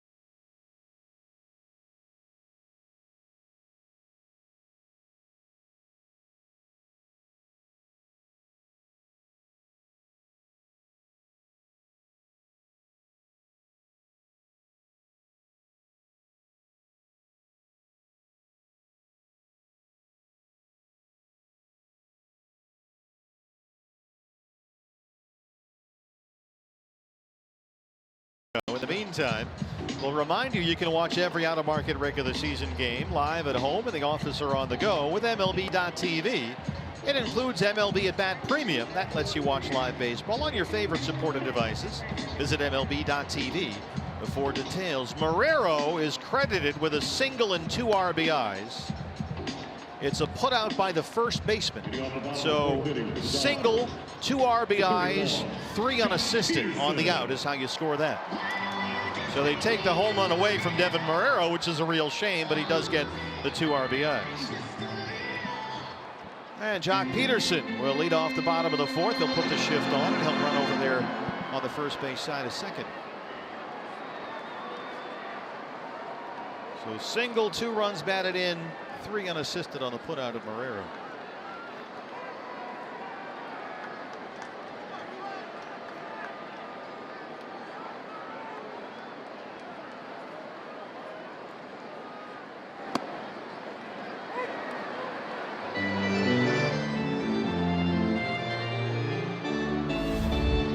Can you remember the last time you saw that? No. I don't blame you. I had no idea how to score that. I mean, you can see how New York would have had trouble determining whether he passed him or not, because as we said, we had the only camera angle available. You need to get out a slide rule and a protractor to figure out whether he passed Alex Avila out there, but apparently that's what they did in New York. Too bad for Devin Marrero, but boy, did he hit that ball well. Woo. Nationwide Vision Centers eye on the game. You see Marrero standing in the second base spot alongside Ketel Marte. 0-2 on Peterson.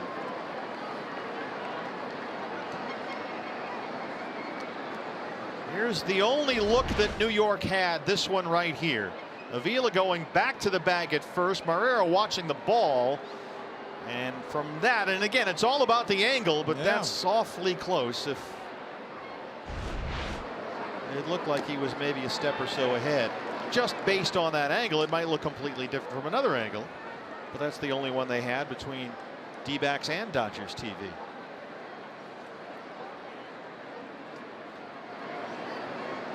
Two balls, 2 strikes. 5-1 Diamondbacks, bottom 4.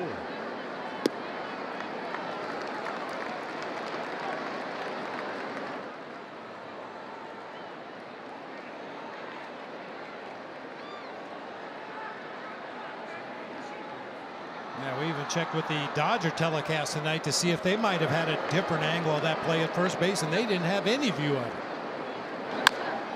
That's tapped over the head of TJ McFarland. Ahmed cleans it up.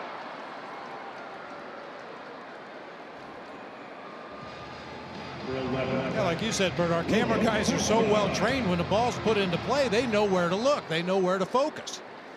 And on a ball hit to the fence in left center field, a lot of the cameras were tracking the ball, tracking the outfielders. Nobody looking at first base. No reason to look at first base. So a 3-run home run turns into a 2-run single. Logan Forsythe 0 for 1.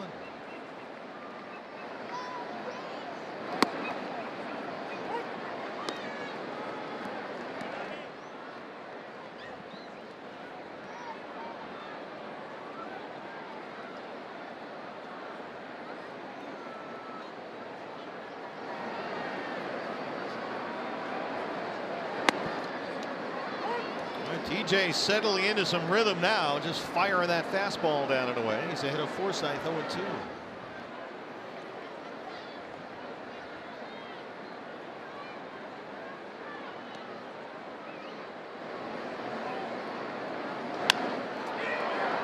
This carries out to short right. CO coming in.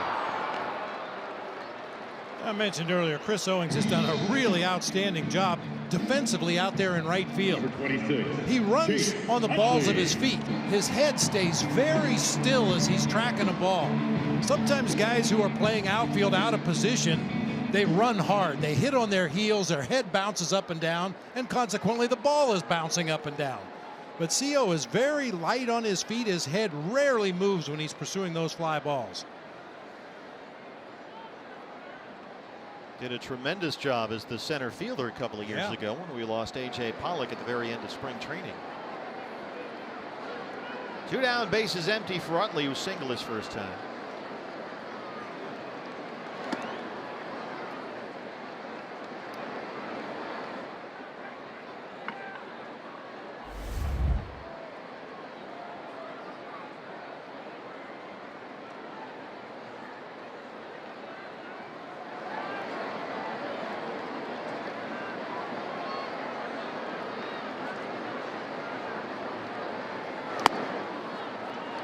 Fastball off the plate. I'm sorry, partner.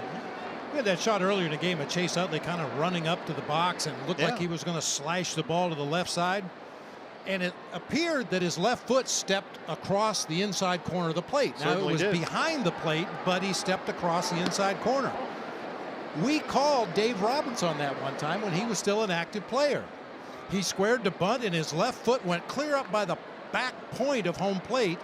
Bunted the ball fair, beat it out for a base hit. We came out and argued that he stepped out of the batter's box and he was called out. No review on that one that time. Not back then. Cave drawings is all we had. 2-1.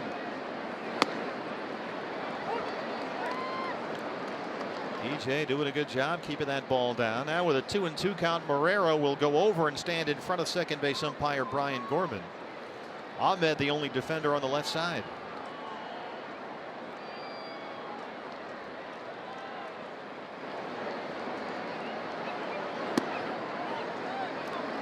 Couldn't get him to chase. Full count, 3-2. The pitcher Rich Hill on deck.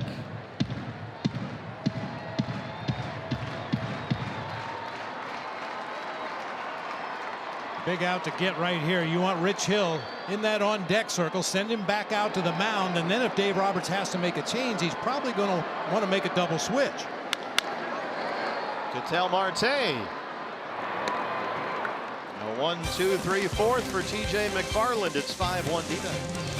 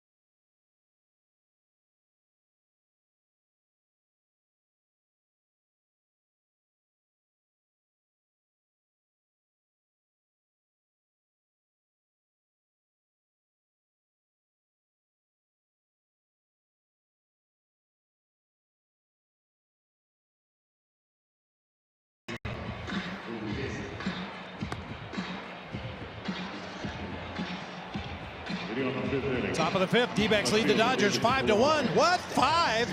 You know what that means? Anytime the D-backs score 5 runs or more, Taco Bell is giving away 3 free crunchy beef tacos with the purchase of a large drink between 4 and 6 the following day at participating locations. It might have been 6 runs had the home run not been taken off the board, hit by Devin Marrero. Now, Major League Baseball has installed what they call runner placement cameras high up in the building somewhere. So in addition to the angle that we showed you, we don't have access to their runner placement camera, but they may have an angle that backed up what we saw in our replay. Just so you know, Peralta has flied out, walked, and scored. He's 0 for 1.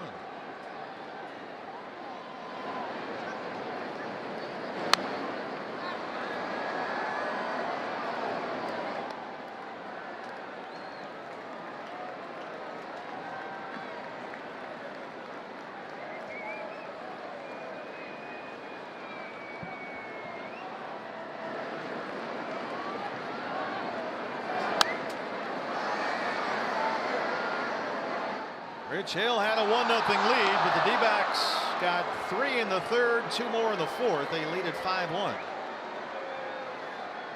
Ketel Marte an RBI double. Goldie a 2-run homer. Devin Marrero credited with a 2-run single. Popped up to third. First time we've seen that sidearm delivery from Rich Hill today. You mentioned he's done that in the past. He used to just throw breaking balls from that sidearm delivery, but then last year he started to mix in some fastballs from a sidearm delivery. The first one we've seen from him tonight. He'll use every club in the bag, that's for sure. Here's Marte, a strikeout and an RBI double. He's also scored a run. One more chance for Forsythe at third.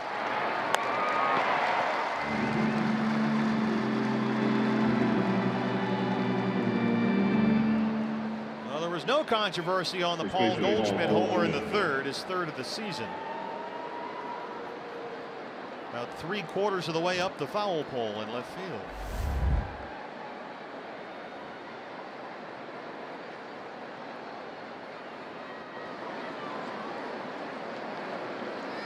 Dodgers put 3 defenders on the left side. This was Goldie with 2 outs in the third.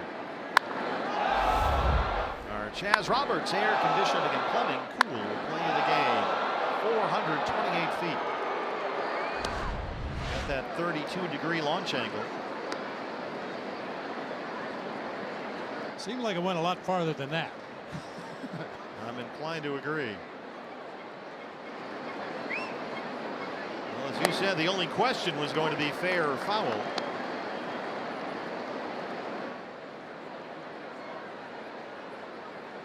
So Goldie 2 for 2, a single and a homer. He's now hit safely in 5 straight. 7 of 8 games on this road trip.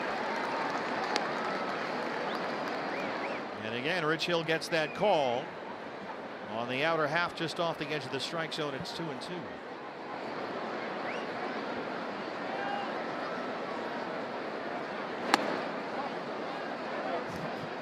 Backdoor the breaking ball, and it's full 3 balls and 2 strikes. Boy, that is a dangerous pitch to Goldie. That flat sidearm slider doesn't have much velocity. Back out there with a fastball at 88. 32 pitch third for Rich Hill.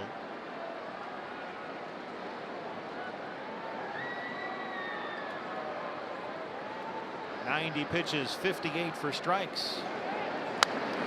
And Goldie shoots one through the hole. He's 3 for 3. Center fielder A.J. Pollock. Really weighted back well on that 74-mile-an-hour breaking ball. Maybe caught it out toward the end of the bat just a little bit, but got enough of it to shoot it through that left side for a 2-out knock. Where you can see the D-back hitters waiting that extra half a beat for the ball to get to home plate before they swing. They can see it clearly with Goldie there. Here's AJ 0 for 2. There's that little extra hitch before they turn it loose.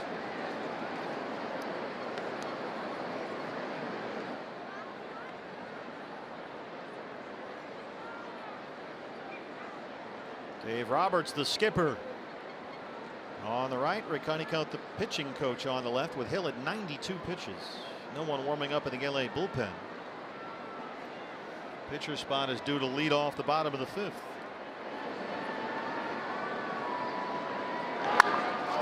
AJ gets behind one. Deep left field. Peterson looking up, and it's gone. AJ Pollock is second this season.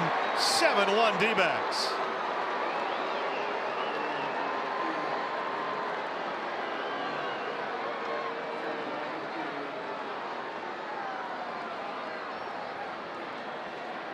That should get some activity in that Dodger bullpen. A.J. Pollock just absolutely crushes a high inside fastball. Oh, man. D-backs are teeing up Rich Hill right now.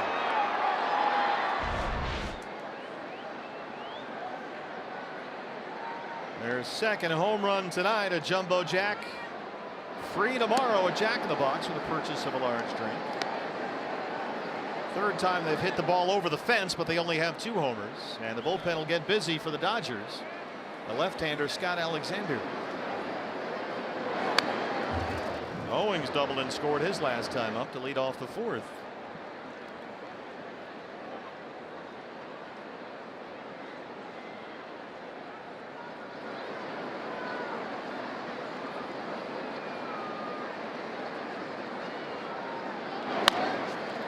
Bouncer in the hole. Forsythe in front of Seager.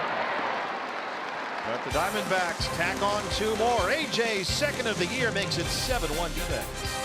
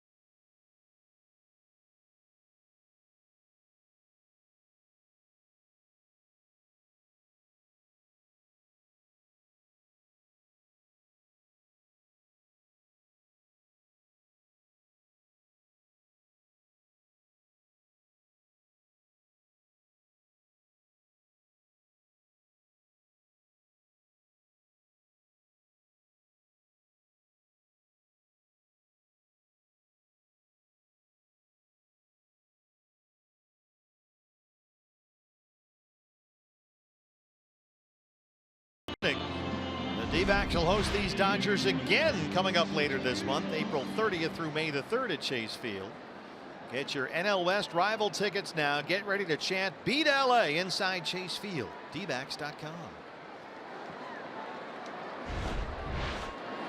TJ McFarland back out there for his 3rd inning of work in relief of the injured Taijuan Walker. Kyle Farmer will hit for the pitcher Rich Hill. Been a wild one again here at Dodger Stadium. If you're just joining us, Taijuan had to leave tonight's game with right forearm tightness.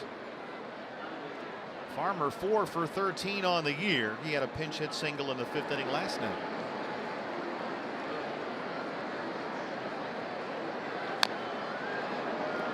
In fact, Farmer has hit safely in 4 straight games, all 4 as a pinch hitter, as Rich Hill's night comes to an end.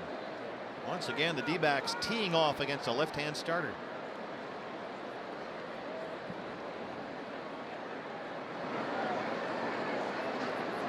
For Rich Hill, 3rd time through the order. I mean, we've talked about it at length tonight. He's a 2-pitch pitcher. And after 2 at-bats in a ball game, seeing those 2 pitches over and over and over again, eventually you kind of get some timing and some rhythm. We saw the D-backs wait back on some breaking balls and drive them to the opposite field. We saw him turn on some fastballs. He just had nothing left to fool the D-backs hitters with.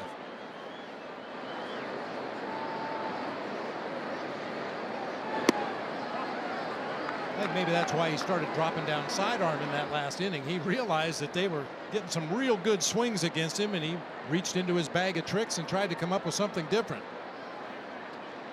2-2 on Kyle Farmer.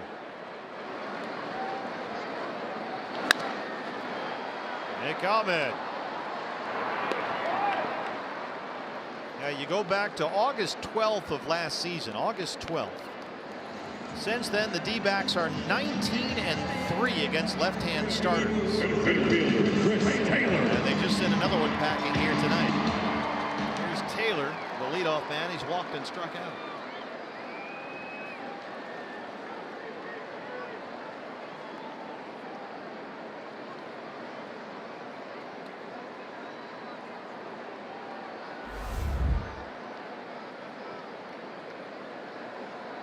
So far, TJ has retired 7 of the 8 Dodgers he's faced. Swing and a miss at 0-1. You know, it stands to reason that the Diamondbacks would do well against left-handed starters when you think about Paul Goldschmidt and Ketel Marte swinging from the right side, Nick Ahmed this year, A.J. Pollock, Chris Owings. I mean, even David Peralta and Daniel Descalso, 2 left-handed hitters, they hang in tough against left-handed pitching. Yeah, when they faced Kershaw at Chase Field last week, 2 solo homers, both by left-handers, Peralta and Descalso.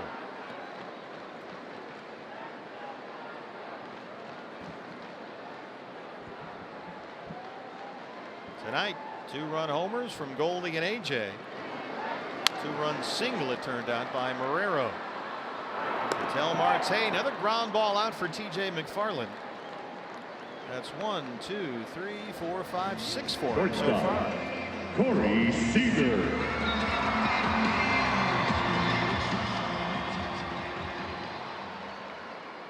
Corey Seager has grounded out twice, 0 for 2. TJ doing exactly what you're expected to do when the team spots you to a 6-run lead and you're in the game as an emergency pitcher because the starter got blown out early. Throw strikes. Just throw the ball over the plate. Let your defense work behind you. And the way TJ can roll up ground balls, that's exactly what you're looking for right now. The only base hit against him, Bellinger's 2-out double in the 3rd. And again, Taijuan Walker had to leave tonight after 2 innings with right forearm tightness.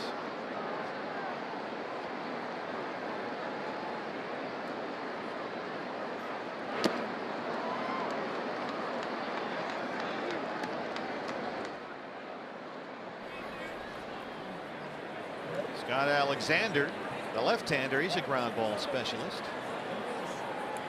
There's bullpen coach Mark Pryor back there for the Dodgers. Alexander continues to warm up after Farmer hit for Rich Hill. Headed for the seats. Marrero's over there, but it's not a play.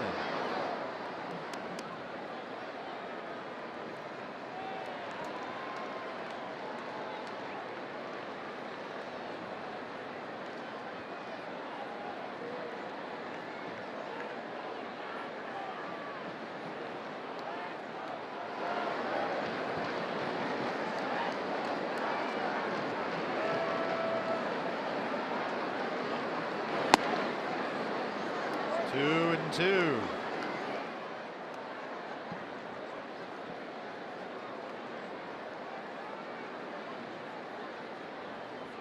Grandal singled in the 1st. He's 1 for 2.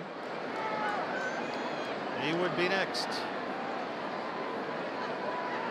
A bouncer to 2nd. Another ground ball from TJ McFarland. He's retired 7 straight, and through 5 it's 7-1 D-backs.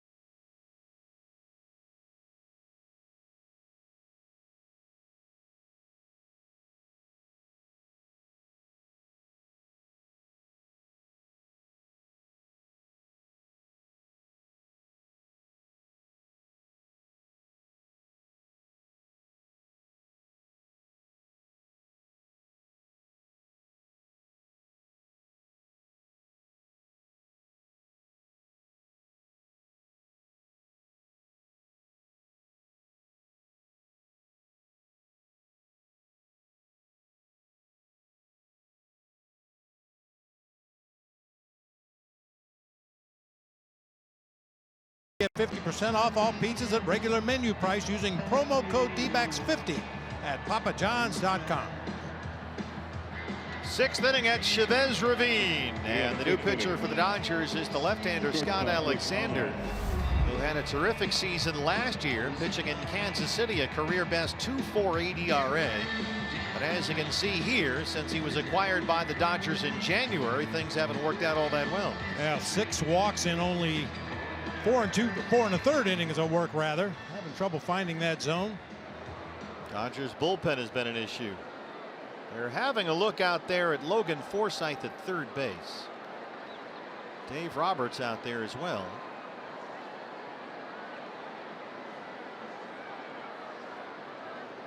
And the strangeness continues.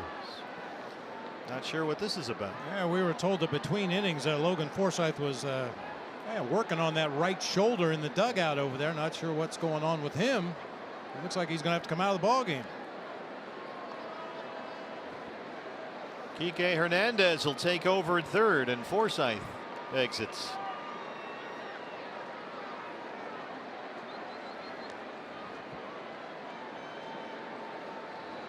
Entering the game at third base, number 14, Kike Hernandez.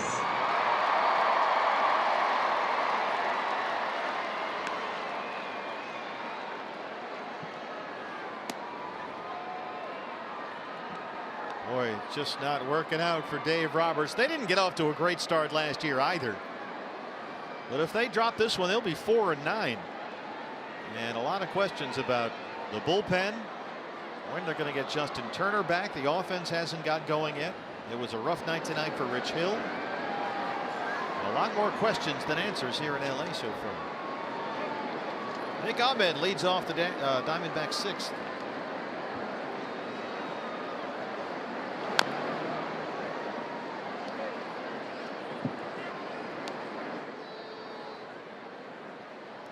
The only good news they've had all week really was the fact that on Wednesday Major League Baseball decided that Dodger Stadium will host the 2020 All-Star Game. So that'll be right here, the All-Star Game coming up in a few years. There'll be about 8 Diamondbacks in that game. Hopefully. Well, Dodger fans love that. Make it all 9. Include the pitcher. Dodgers last hosted an All-Star Game in 1980. And Rob Manfred said it's time to be back. So there's that. There's a fastball at the knees. 1-2 on Nick. Alexander's a guy who works down in the zone looking for ground balls.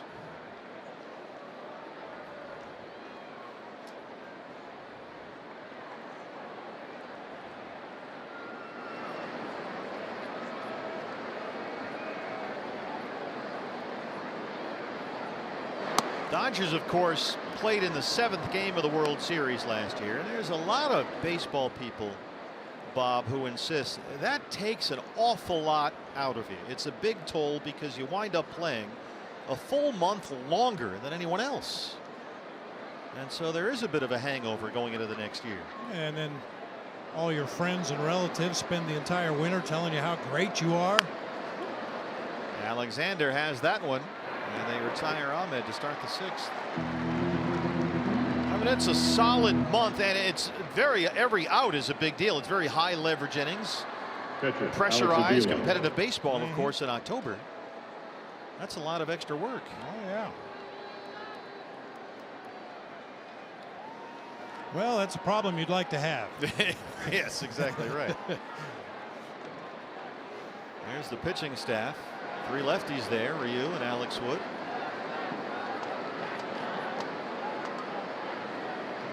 Here's Alex Avila, who walked in the 4th, scored on what was a Devin Marrero 3-run homer until it was ruled that Marrero had passed Avila on the bases, and that 3-run home run was changed to a 2-run single.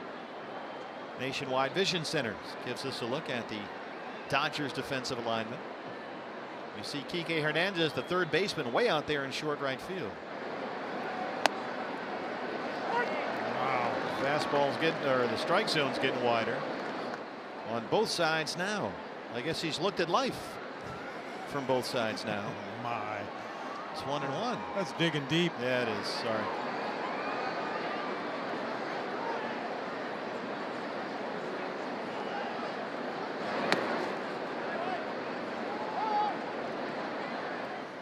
I want to extend birthday wishes to San Francisco Giants reliever Corey Guerin, celebrating a birthday today. Did you get him anything? If his birth was anything like his appearances for the Giants, his mother went into labor 2 weeks ago. Wow. You didn't like Joni Mitchell, but that one made it through, huh? Now Adrian Johnson says that's a ball, and it's 3-1. It's also, as they put on the scoreboard here, the anniversary for Tommy and Joe Lasorda. Yeah.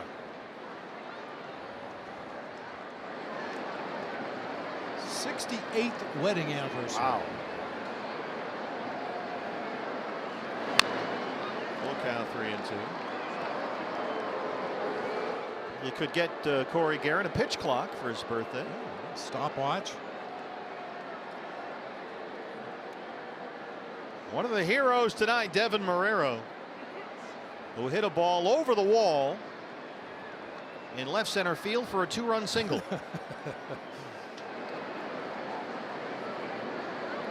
Dodgers keep the shift on, full count on Avila, 3-2. He hits it into the shift. Utley in front of the third baseman Hernandez out there. 4-3 in the putout, 2 down.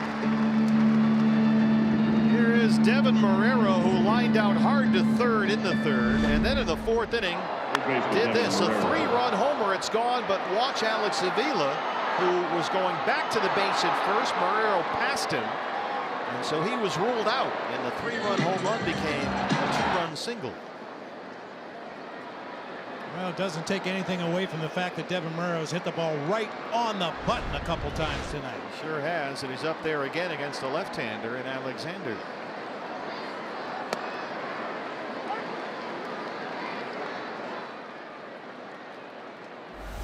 Well, he'll have a story to tell. Do you remember your first home run as a Diamondback? I sure do. Dodger Stadium. It was a 2-run single. Wait, what?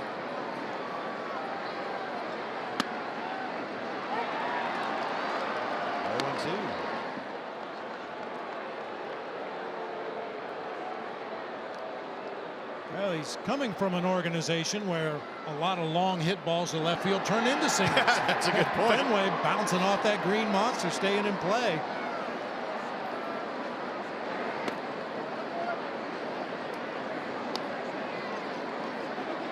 Yeah, I see J.D. Martinez has figured out you're better off hitting them to center and to right. Wow. At Fenway Park. That game against the Orioles yesterday, it was like they were playing handball against the green monster. Former Dodger Hanley Ramirez, another home run today. He's had a good start under Alex Cora in Boston.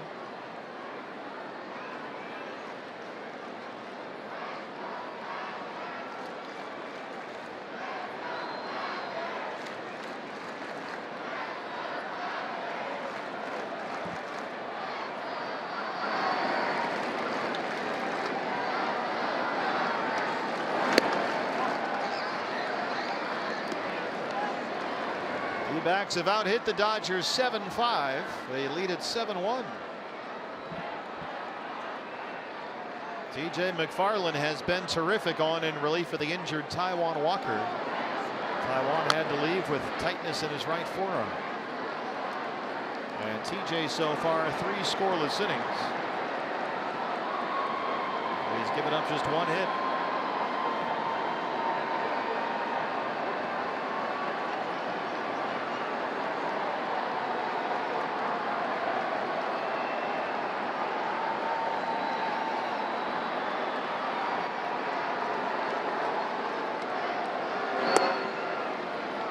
Fastball up and away, and once again Marrero a long at bat against a left-hander. It's full 3-2. He did this back in the 3rd and lined out hard to third base.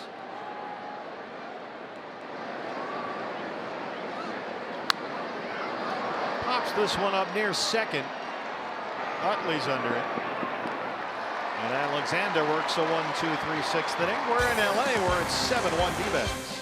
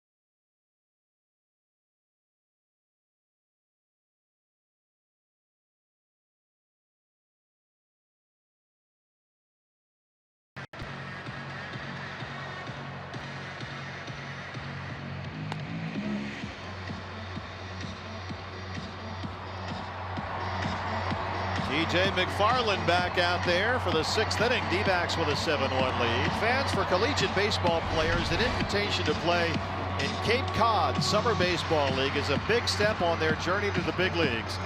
A.J. Pollock, Jake Lamb, Pavin Smith among the Diamondbacks who've been there. Don't miss the debut of Cape Cod, a journey to the bigs. It's coming up Wednesday at 5:30 right here on Fox Sports Arizona. A look at the Cape League, one of baseball's great institutions. Here's A.J. who played there when he was at Notre Dame. T.J. McFarland has retired 9 of the 10 batters he's faced, including the last 7. And Yasmani Grandal leads off the LA 6th.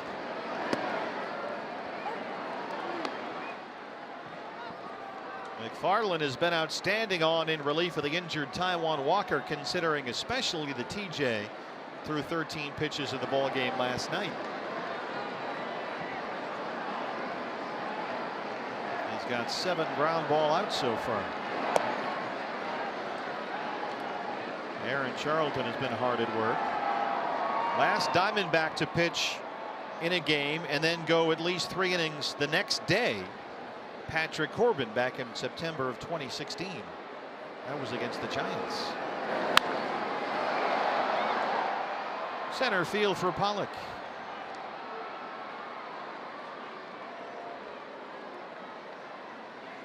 More than likely this will be his last inning of work. His spot is due up first in the 7th inning. I think Torlavello is very ecstatic for what he's gotten out of his left-hander so far tonight.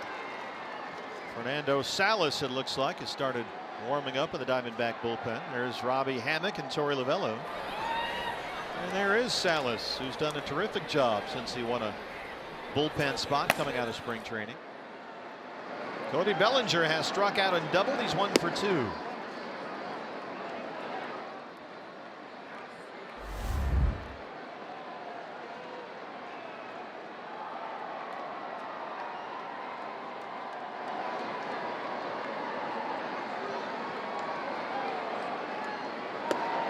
Bellinger was saying this spring, coming into his 2nd big league season after he was Rookie of the Year last year, that they told him in his junior year in high school, senior year is going to be even harder.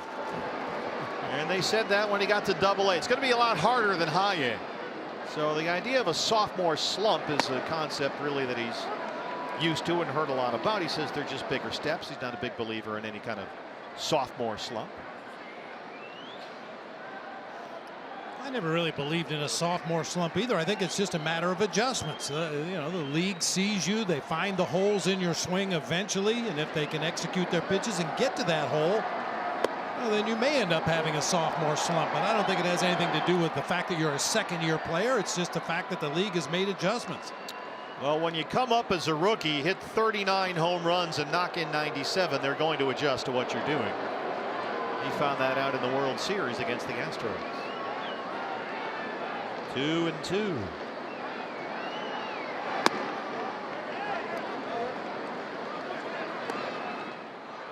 We've seen that called a strike before. Ball 3 that time. Full count with Puig on deck.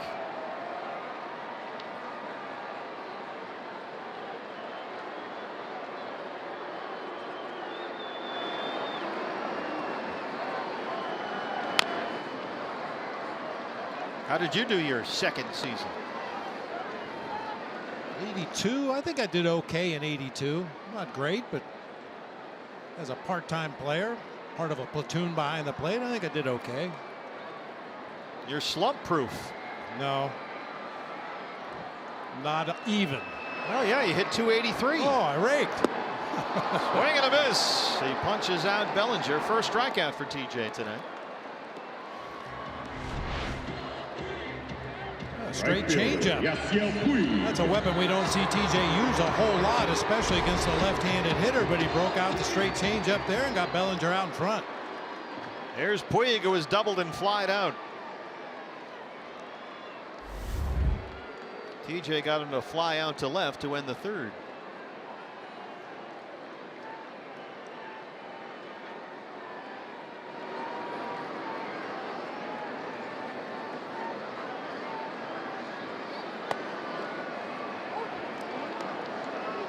Boy, you're right, Bob. Just Throw strikes. Just throw quality strikes. Keep the ball down. Throw strikes. Force them to swing the bat to beat you.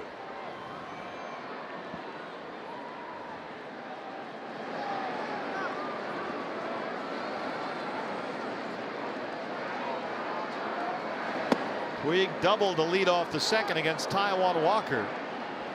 He has scored the Dodgers' only run, came home on a Jock Peterson RBI single. Taijuan had to leave the game shortly after that with tightness in his right forearm. And McFarland has been sensational in relief.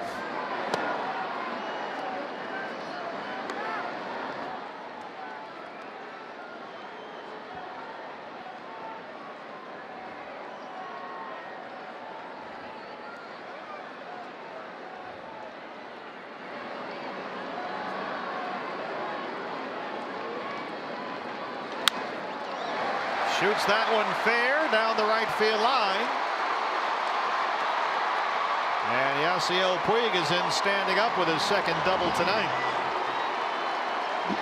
Ends a stretch of 9 straight retired by McFarland. Left fielder, Jock Peterson. A sinker off the plate away, and Puig goes out there and cues it off the end of the bat right down the first baseline. That's not a bad pitch. It's good hitting.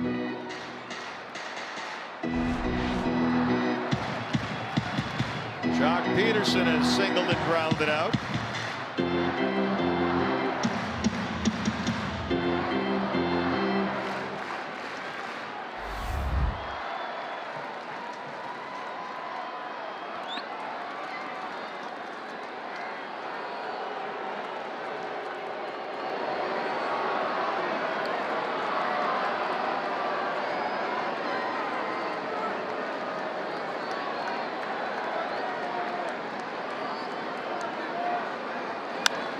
Off the mound, Ahmed is there.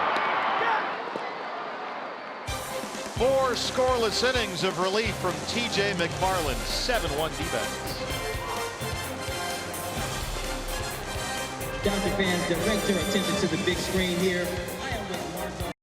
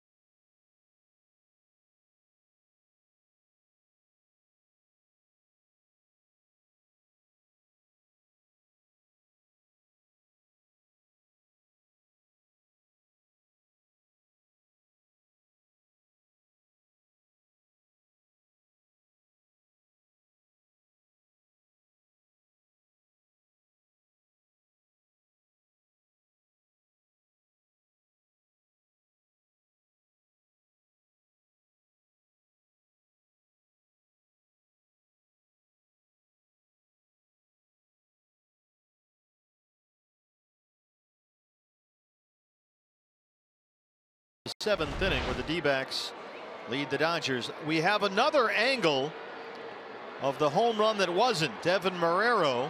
It was ruled past Alex Avila at first. This is the runner placement cam that Major League Baseball installed in the very top level of Dodger Stadium. That's the look that they had in New York that we couldn't show you earlier. And it looked like when you combine our angle with that angle, the call was probably correct. Unfortunately, I would tend to agree with you. John Ryan Murphy hitting for the pitcher T.J. McFarland.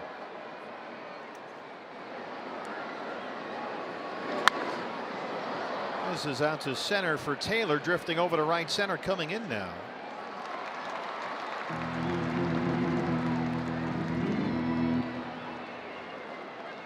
Second inning of relief for the left-hander Scott Fielder number 6, Alexander. David Peralta. And here's David Peralta. Peralta walked and scored in the third. He's 0 for 2. D-backs already 4-0 versus the Dodgers this year. Winners of 10 straight regular season games against LA and looking to add to both totals. Seager throws him out quickly, 2 down. I mentioned when Alexander came into the ball game that he's had trouble with his command. He'd walked 6 batters in 4 1/3. Diamondbacks aren't even giving him a chance to walk anybody, attacking a lot of first pitches from the left-hander. Marte, an RBI double in that third. Came home on Goldie's 2-run homer.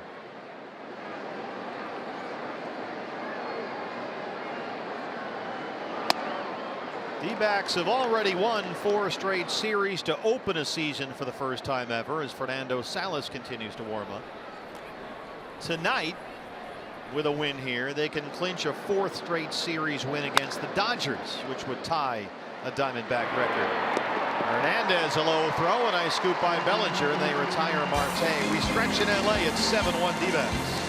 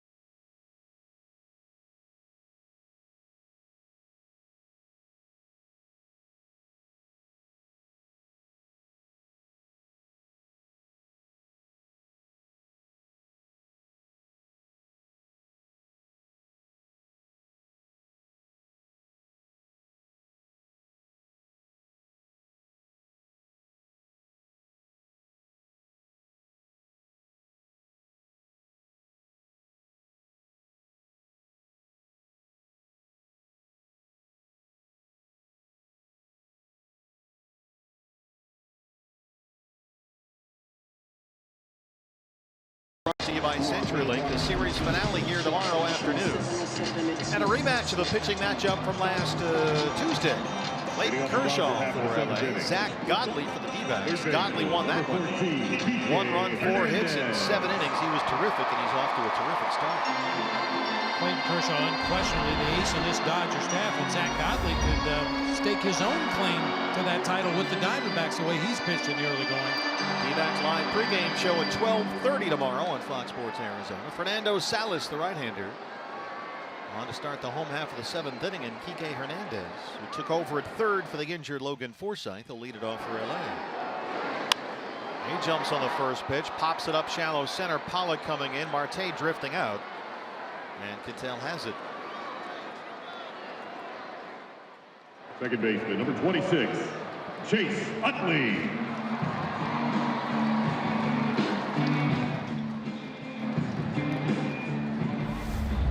Here's Chase Utley.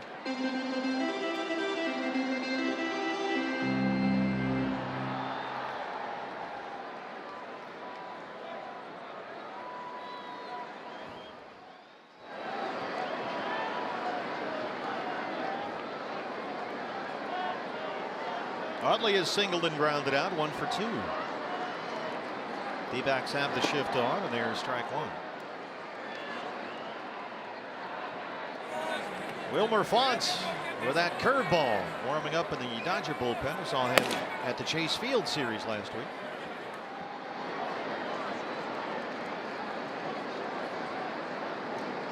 Font is the guy that served up the walk-off homer to Andrew McCutcheon in San Francisco last weekend in the 14th inning. 0-2. Yeah, Font has not been missing many bats. He's given up 15 hits and 7 1/3 already this season. There's a great look from our Nationwide Vision Center eye on the game cam. You can see with 2 strikes, Marrero, the third baseman, moves over to stand on the first base side of second with the shift on against Utley. This is the 4th time in D-backs history they've scored at least 7 runs in back-to-back games at Dodger Stadium. They've never done it in 3 straight games here, and maybe tomorrow. Then again, Clayton Kershaw is pitching, but stranger things have happened. They've certainly happened in this series. Just score 1 more than the Dodgers.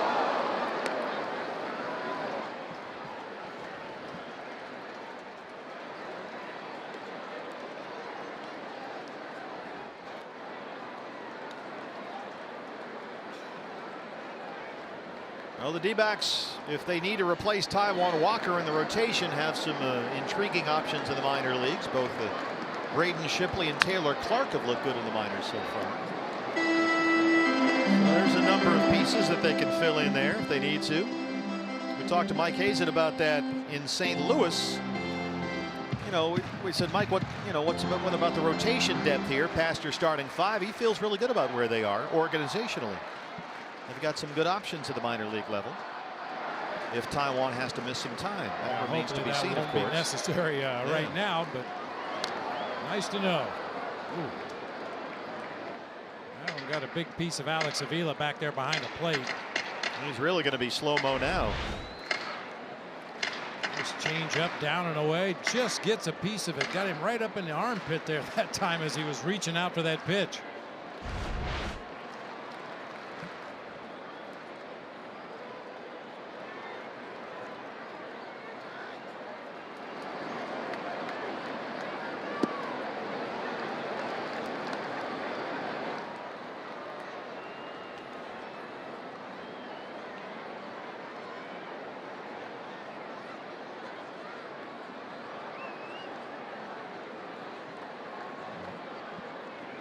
Matt Kemp in the on-deck circle.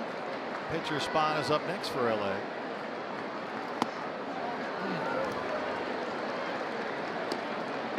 Got that accordion strike zone going. You know, it expands and contracts. I like to call it the amoeba strike zone. You ever looked at through a microscope at an amoeba and it kind of changes shape, and now it's long and now it's short and fat. That's kind of what the strike zone has been tonight. Full count, 3-2.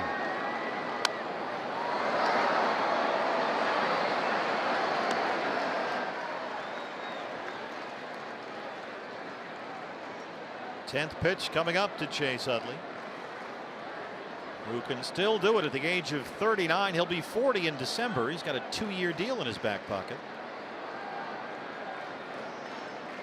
Native Californian, went to high school in Long Beach, played like Torey Lovello at UCLA.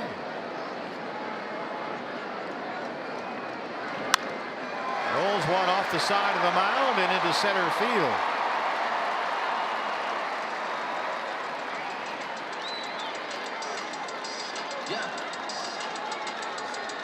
Big hitting for the Dodgers, number 27, Matt Kemp.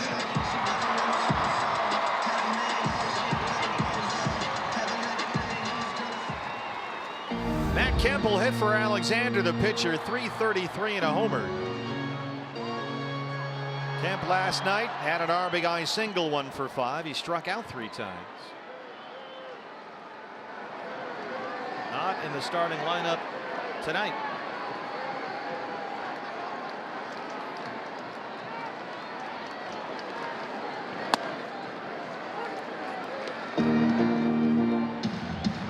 Kemp bruised his right knee jumping up into the left field wall on Nick Ahmed's homer in the 8th inning last night. He stayed in the game and told reporters it wasn't even worth writing about. But Dave Roberts kept him out of the starting lineup tonight.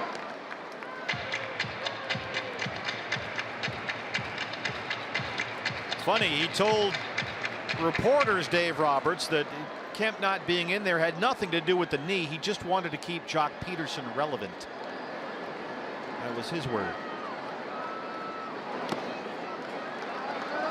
So Kemp available off the bench to pinch hit here.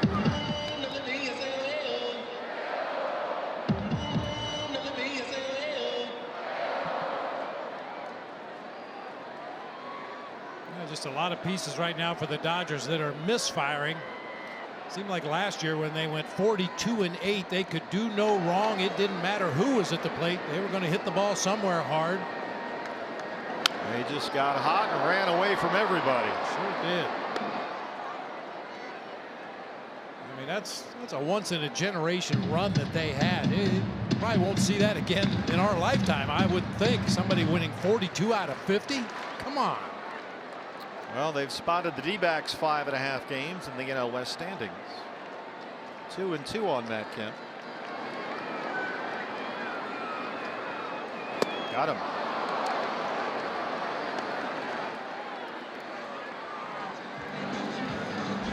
Center fielder, number 3. Good breaking ball that time from Salas. Hard slider, belt high. Probably not the vertical spot he wanted it, but got it off that outside corner. Got the swing and a miss. Mike Butcher, a slow walk to the mound. Now he realizes, oh, I'm on the clock. And they'll have a conference before Taylor steps in.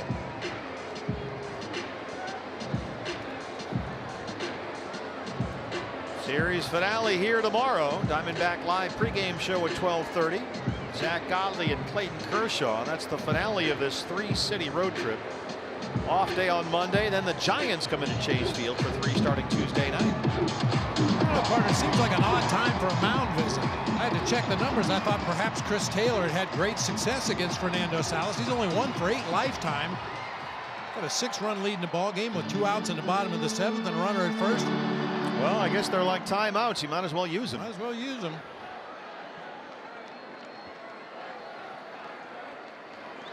Taylor has walked, struck out, grounded out, 0 for 2.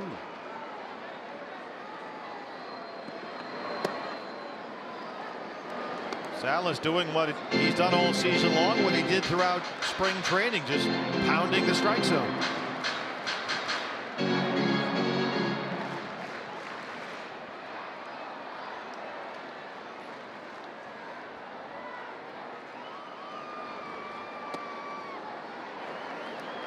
It's one of those odd ball games, partner. When your second pitcher in the ball game throws more pitches than your first pitcher, you don't expect to be leading 7-1. That's an excellent point.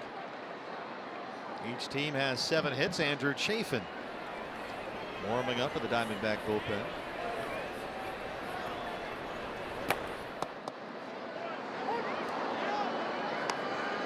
I mean, there's always the possibility that you bring in Chafin for Seager and flip Grandal if you get that far. Bellinger behind him.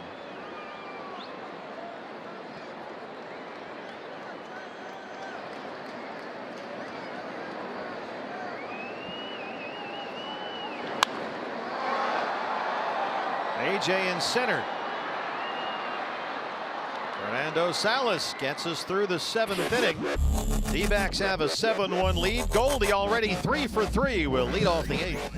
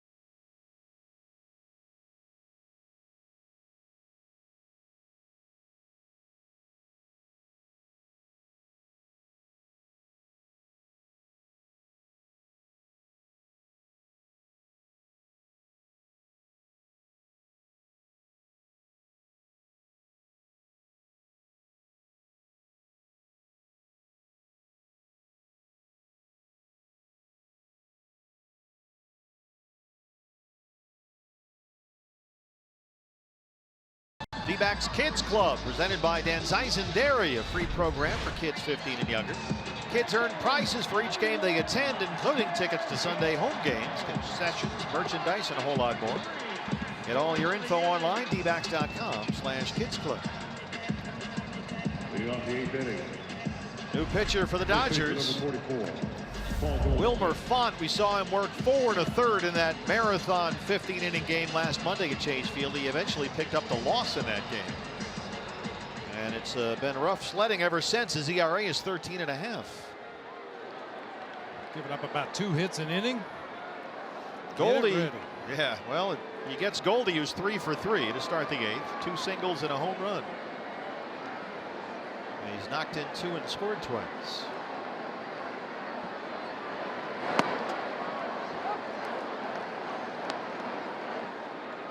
Those 3-hit games against the Dodgers since 2012, which was Goldie's first full season. 10, including tonight. And AJ, who's got 8, is on deck. He homered 1 for 3 so far. He didn't go, says Hal Gibson, and it's 1-1.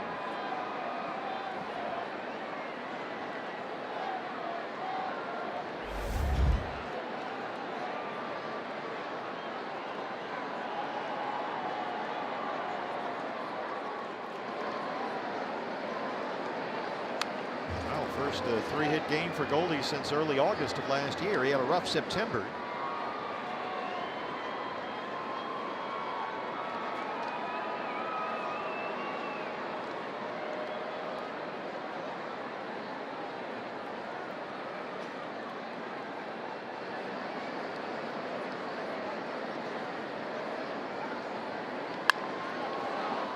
Taylor in right center.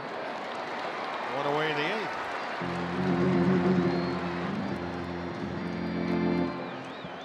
Center fielder number 11, A.J. Pollock. A.J. in the 5th with 2 outs after a Goldie single. No doubter to left field. A couple of the home runs tonight just barely snuck over the fence. No doubt about that one. His 2nd this season. Now with 280 on the year.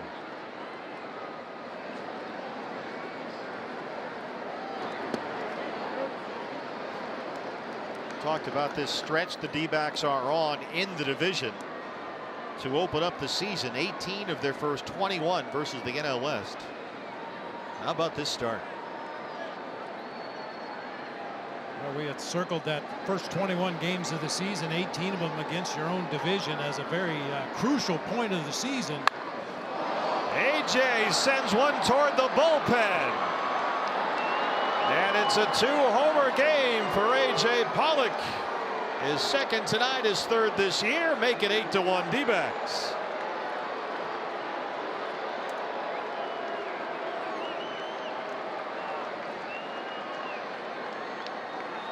Right fielder number 16, Chris Owings.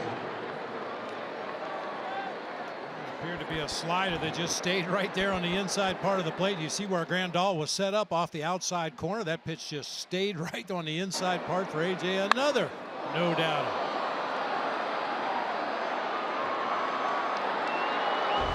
Chris Owings.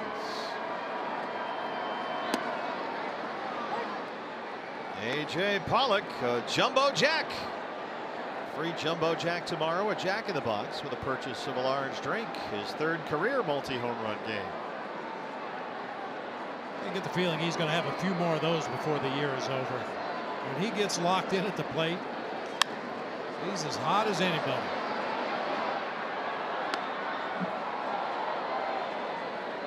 He's had a tremendous start to the year.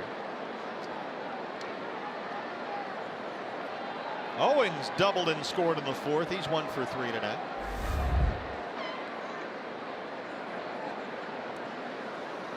D-backs have hit 3 home runs, 4 if you count Devin Marrero's 2-run single. 97 from Font. He gets the strikeout, 2 down.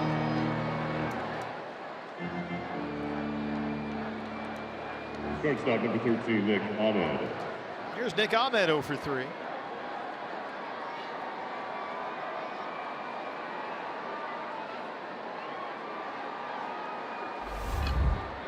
Ahmed homered in the 8th inning last night. That turned out to be the difference in the 8-7 win.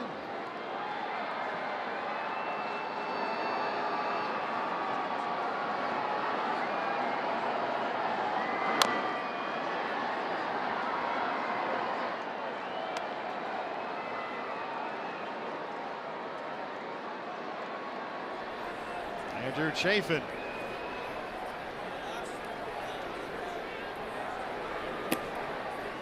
They've got 2 lefties and a switch hitter due up with the Dodgers 8th.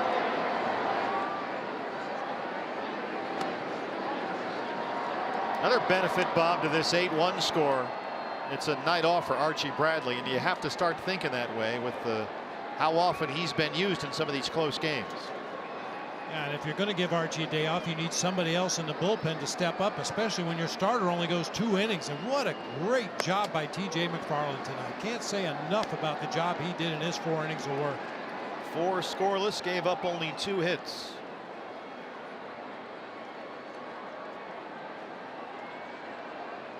I mean, as a manager, these are the kind of games that can go either way. You bring T.J. McFarland in, and he can't get out of the inning. Now, all of a sudden, you got to open up a whole can of bullpen just to get through this game. Probably have to make roster moves after the game to get some healthy arms up here. But T.J. McFarland eliminated that need. Taylor in center field. Another Diamondback home run, the 2nd tonight, and the 3rd of the year for A.J. Pollock. Into the bullpen off Wilmer Font. 8th inning at L.A. 8-1 D-backs.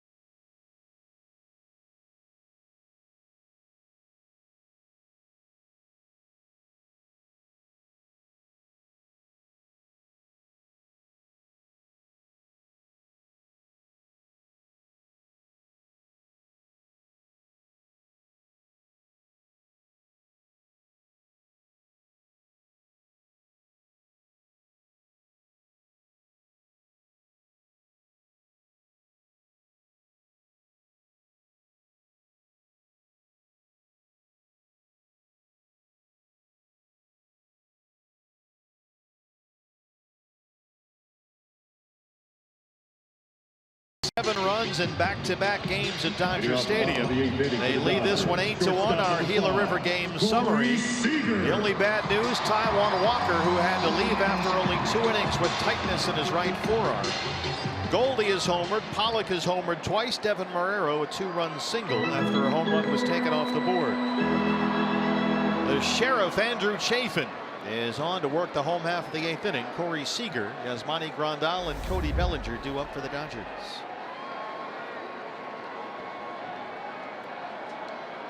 Seager so far 0 for 3. He has grounded out 3 times.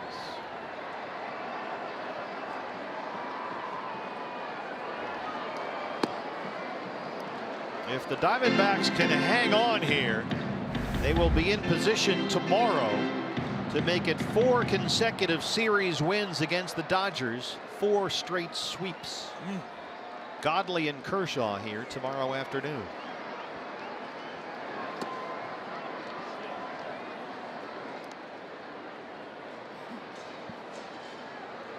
Four straight series wins against LA would tie a D-backs team record. It would also, a win tonight, mean or clinch 5 straight series wins to open up this year, extending their club record.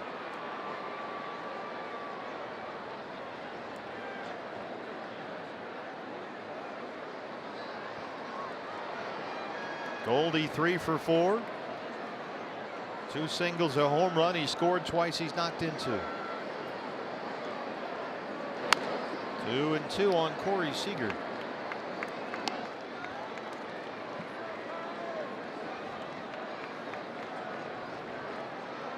D-backs will improve to 11-3.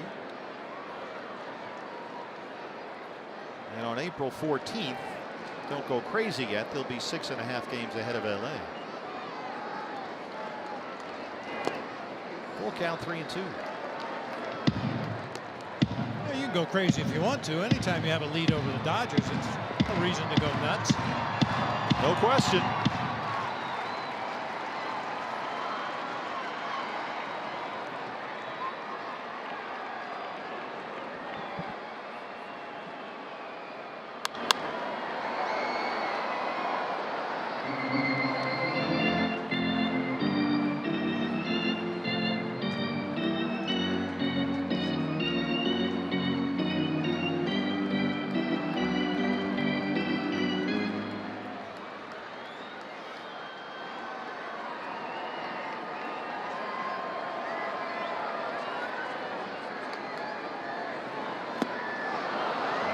Chafin strikes out Seager to start the home half of the 8th inning. Seager 0 for 4. Catcher number 9, Yasmani. Good hard slider down low and away out of the strike zone. I really think right now Seager's looking to hit off-speed pitches. He's been overmatched by low 90s fastballs throughout this series. Grandal will turn around and bat right-handed against Chafin. He singled in the first, 1 for 3 tonight.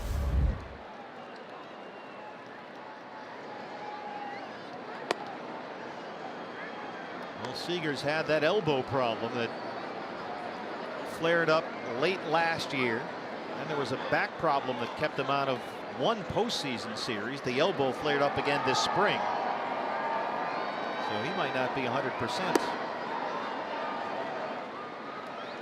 You know, I look at Corey Seager a little bit like I look at Paul Goldschmidt. You know, if they're swinging through low 90s fastballs right down the middle, they're either thinking wrong or maybe something physically wrong. Mentally, they're not where they need to be at the plate. And we know Goldie usually wears out those middle of the plate fastballs. And so does Corey Seager for that matter.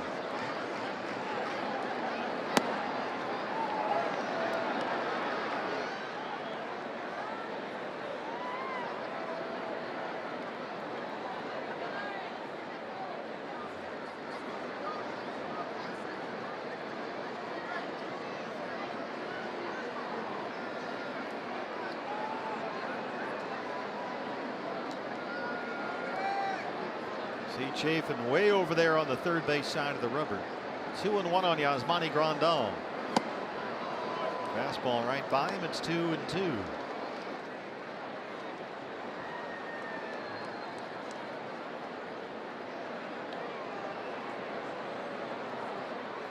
Bellinger will be next.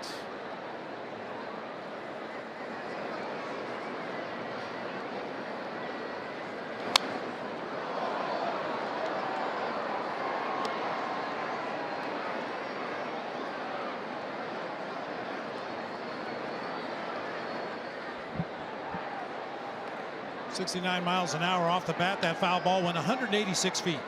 In the wrong direction. Every batted ball, whether it's fair or foul, goes up on the big board here. And occasionally the launch angle on a ground ball is -20. Well, Grandal is one of these launch angle converts. He says the magic number for him is 15 degrees. That's what he's looking for. So he's moved his hands back a little bit. He's got more of an uppercut in his swing, trying to lift the ball.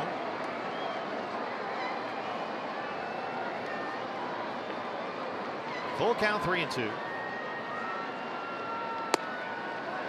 Just with a fastball up and away, a 1-out walk. First walk issued by D-backs pitchers First tonight base, number since 35, Taylor was walked by Ty Wan to lead Bellinger. off the ballgame. And Bellinger is up. He's doubled and struck out twice.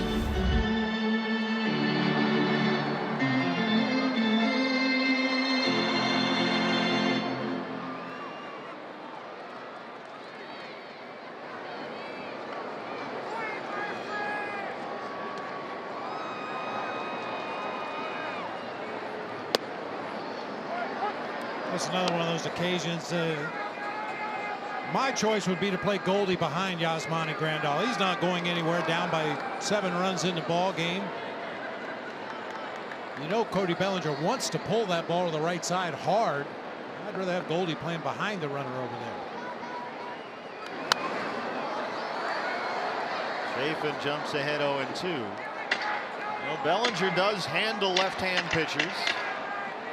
12 home runs last season versus lefties. Now with 2 strikes, as they've done all night, they'll put the shift on. And Marrero moves from third base over behind the bag at second. Ahmed stays at short. Trying to fist that one out to Marte. They get 1, and they can't turn 2.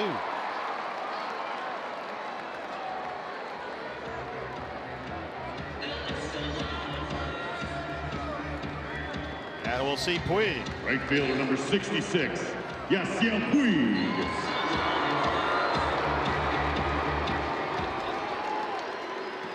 Puig's had a good night. He's doubled twice and scored their only run. Came in a 4 for 21 skid, dropped from his number 3 spot in the batting order.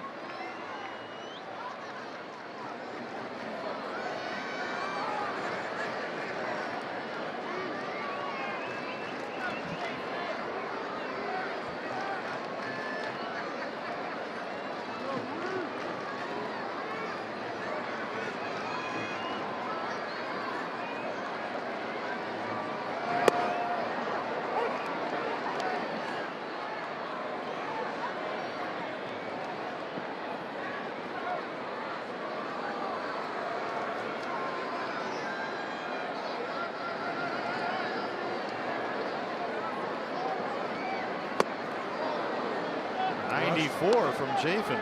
Rushed it right by him that time.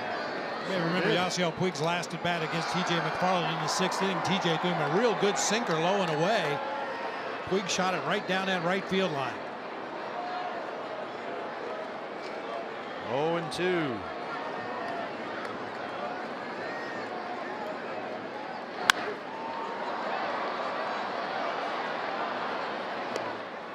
Well, Chafin saying, here's my best fastball, go ahead.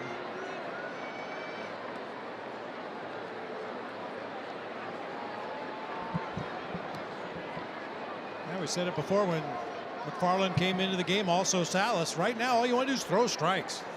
Throw good quality strikes down low around the edges, but throw strikes. 0-2.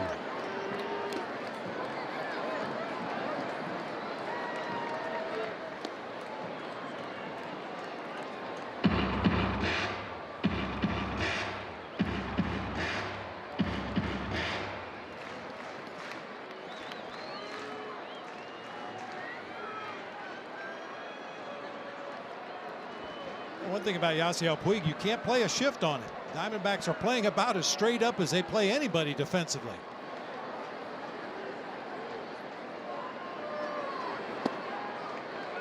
Lays off a breaking ball low, and it's 2-2. Yeah, if you start linking Yasiel Puig and predictability, you're going to run into trouble. Jock Peterson hoping to get a chance.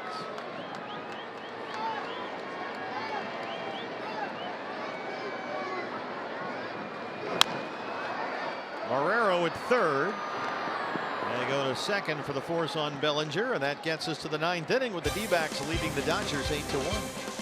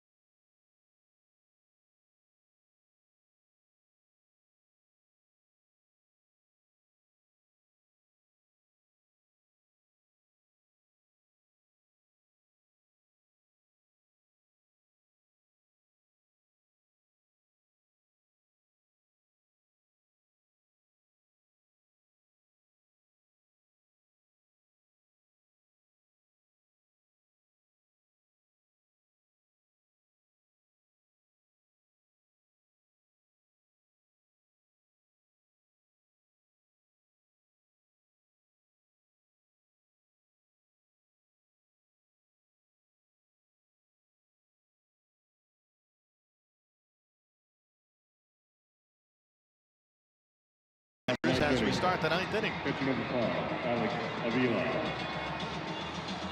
Alex Avila will lead off the 9th against Wilmer Font. Avila walked and scored in the 4th.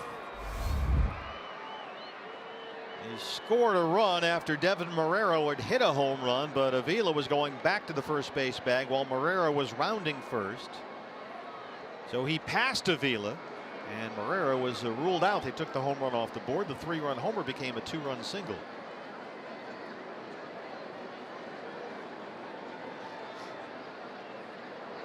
Let's go down to Jody.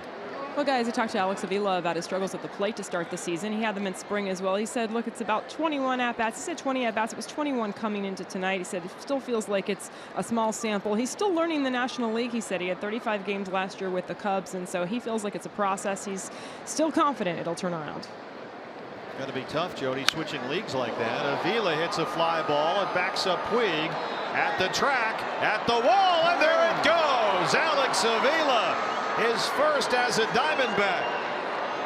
Their 4th home run tonight, and they lead it 9-1.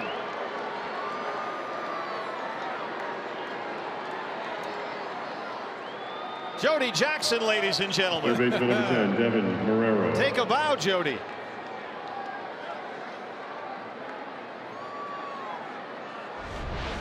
That ball is absolutely clubbed down and in. Lefties love that ball down and in. Boy, head right down the barrel of the bat. Touched that one off really nice. Jody, what have you got on Devin Marrero? Anything? For tonight, doesn't he? He has a homer tonight. Oh, wait. Yeah, well. Hey, you know, we all know it's baseball. It turns, right? It turns eventually. Turning in the D-backs' favor right now, that's for sure.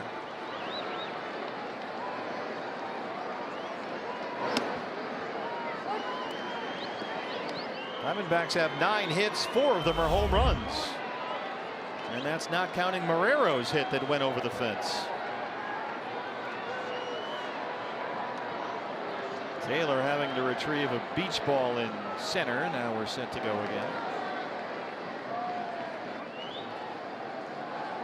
Well, for Font, that's 5 home runs surrendered in just over 8 innings pitched this year. How are we looking?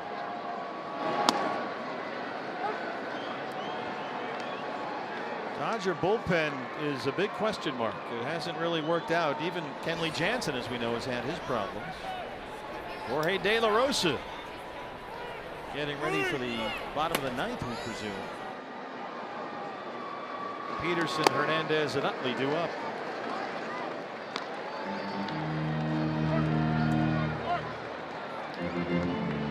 Descalso will hit for Chafin. Consider number 3. Daniel was the big bat Descalso. last night. 4 RBIs from the cleanup spot, including his 2nd home run this year off a Dodger left-hander. The first was Clayton Kershaw. Last night, Tony Cingrani in the 7th inning. Descalso, after Goldie had singled, this with 2 outs. A breaking ball that stayed in the strike zone. Talked earlier about David Peralta and Daniel Descalso and some of the damage they've done against left-handed pitching this year. Last night, no exception.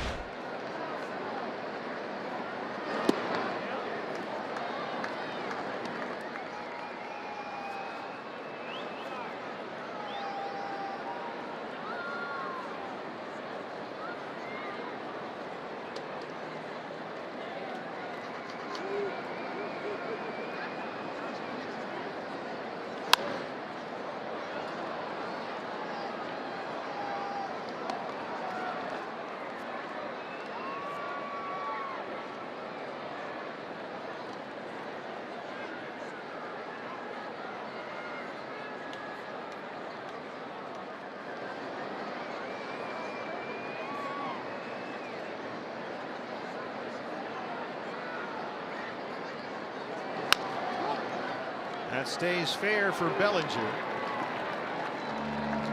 down in the 9th. Well, looking around the major leagues, Number 6, David Peralta. Michael Brenly's Red Sox 12-2. They won today 10-3. They beat Baltimore. Shohei Ohtani across town. His Angels are 13-3. They beat the Royals in the snow in Kansas City. You've got the Mets 11-2. Utley olays that one, and Peralta has a base hit. Pirates 10-4. D-backs with a win here will improve to 11-3. Those are all the best records in baseball. Looking at the out-of-town scoreboard, the Cubs beat the Braves 14-10 today. They were behind 10-2 in the top of the 7th inning. It ain't over until it's over. Probably cold there again. That game took 6 hours. I think they had to revive Len Casper. He was frozen in the booth. Well, we had the Kansas City game on earlier, Kansas City, Anaheim. It was really, blizzard-like snow in Kansas City they were playing in. They were playing Burl Ives music over the PA. Bing Crosby.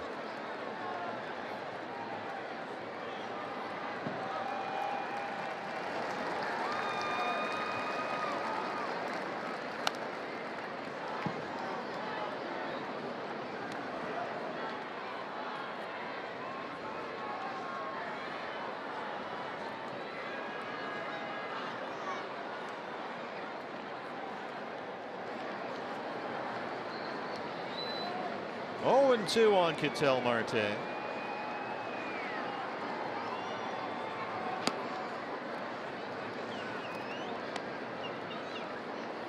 Four Diamondback home runs. Goldie in the 3rd. A.J. Pollock in the 5th and the 8th. And now Avila in the 9th.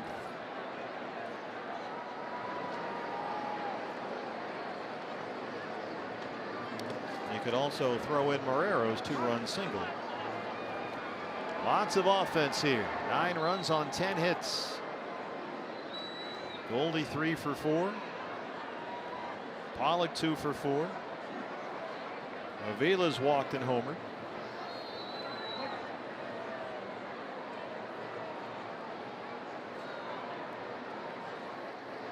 Goldie's home run made it into the upper deck here at Dodger Stadium.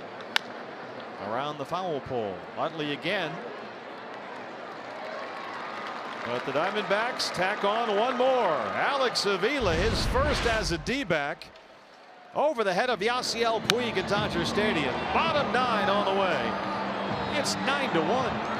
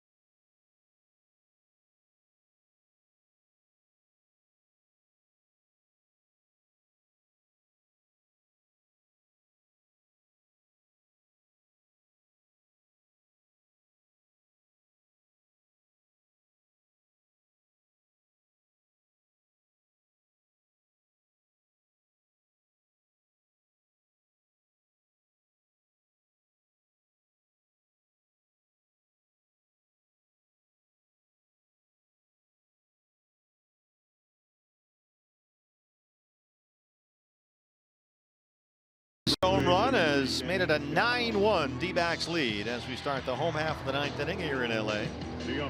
And the new pitcher is the left-hander Jorge De La Rosa, who got the loss Tuesday night in San Francisco. He hadn't worked in a long time. Came on in the 9th inning. Walked 3-1 intentionally before Andrew McCutcheon's walk-off single won it for the Giants. Jock Peterson leads it off for the Dodgers. Daniel Descalso takes over at first base for Goldie.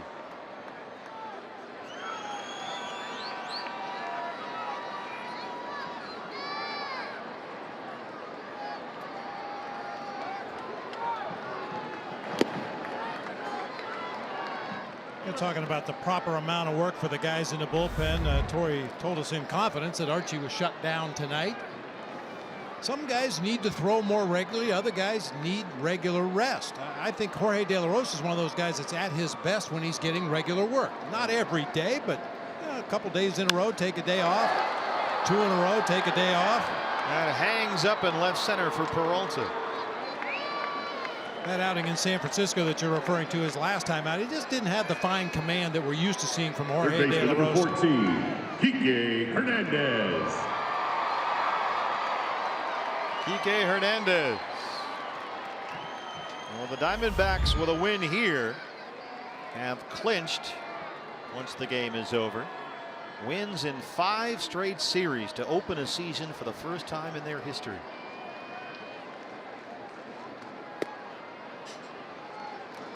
Also clinching a 4th straight series win against the Dodgers, which ties a D-backs record.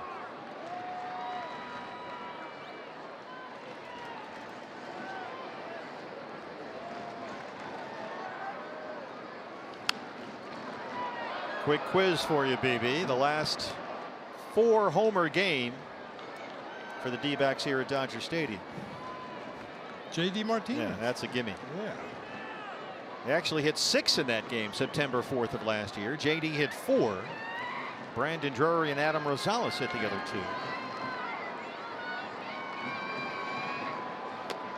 2. Prior to that, the only other 4-homer game the D-backs have had in this ballpark, July of 05. Chad Tracy, Sean Green, Jose Cruz Jr. and Alex Cintrone. That one got Adrian Johnson. Yeah, I mentioned earlier in the game, he's a tough guy.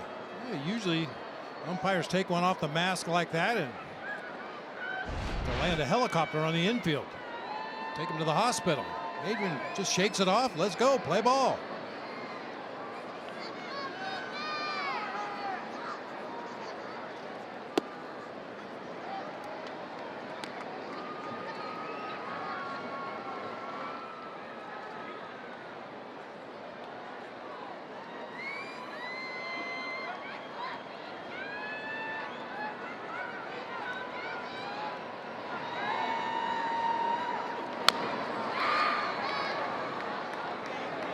The Diamondbacks hold on, and we certainly hope they do. They would be 9-2 against the National League West this year. How about that, huh? Ooh. So critical for Torey Lovullo's ball club, opening up with 18 of 21 in the division to start the year. And more on the way. Giants and Padres coming to Chase Field next week. dbacks.com for tickets starting on Tuesday. There's a 1-out single for Hernandez.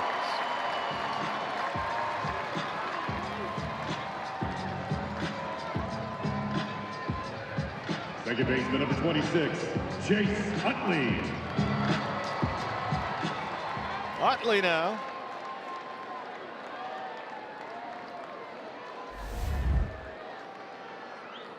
The start at second base tonight, a couple of singles. Pitcher spot is up next. Austin Barnes in the on-deck circle for Dave Roberts. You mentioned a homestand for the Diamondbacks after they end this road trip tomorrow here in Los Angeles. Looking at the temperatures back home, should be roof open, panels open. Come on out. I love it. Of course, I don't control the roof, but just looking at the temperatures forecast for next week, it appears to be very comfortable. Should be wide open. Off day on Monday. Giants in for the first of 3 Tuesday. We'll see Patrick Corbin, Robbie Ray, and Zach Greinke in that series against San Francisco. All 3 games, 6:40 starts. And don't forget the Archie Bradley audio bobblehead is coming up a week from today against the Padres at Chase Field. So don't miss that one. Get your Archie bobblehead. I don't know if you've been on the Twitter, but if you can see Zach Godley's reaction to the fact that Archie's bobblehead talks, it's worth it. Zach was dismayed, to put it politely. And then he was relieved to find out it wasn't actually Archie's voice. It was Tom Candiotti and the Governor Greg Schulte. I'm sure everybody in that first base dugout hears enough of Archie's voice. The last thing they need is a bobblehead that talks to him. Can you imagine? That seemed to be the consensus.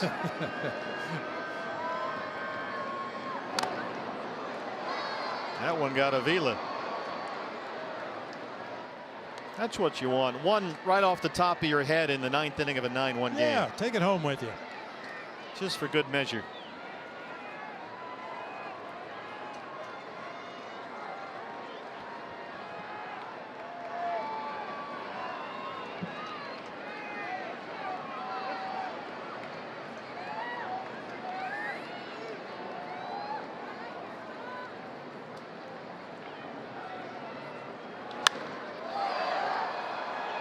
Shallow left center. It'll be Pollock.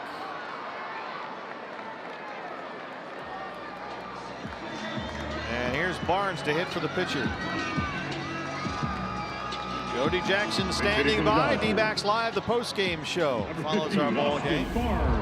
Reaction from inside the clubhouse here at Dodger Stadium. We'll get the latest medical news on Taijuan Walker, who had to leave this one after 2 innings with tightness in his right forearm.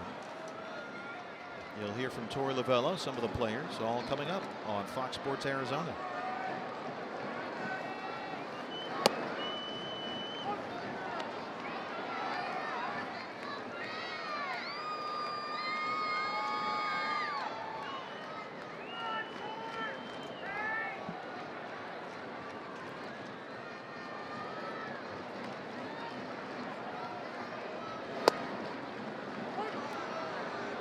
De La Rosa ahead 0-2.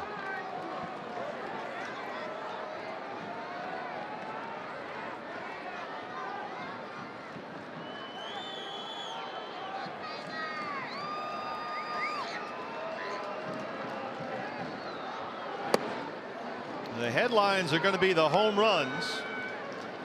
But Bob, the bullpen did a tremendous job, as you've mentioned, after Taijuan had to leave following tightness in the right forearm after just 2 innings. TJ McFarland 4 scoreless. Salas, Chafin, De La Rosa keeping the Dodgers off the board.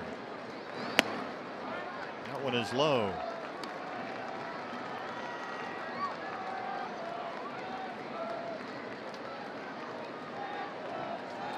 D-backs will go for the series sweep tomorrow afternoon. Zach Godley versus Clayton Kershaw. D-backs Live pregame show at 12:30.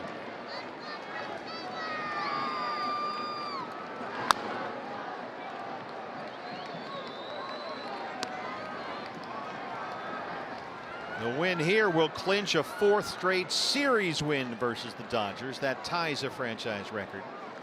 And a win tomorrow would make it 4 consecutive series sweeps.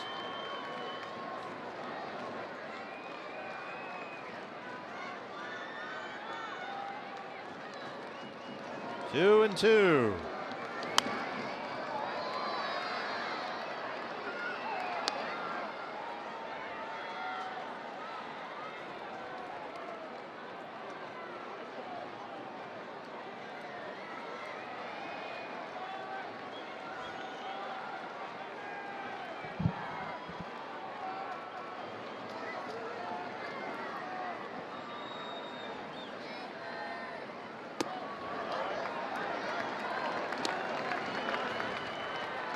Full count, 3-2 with Taylor on deck.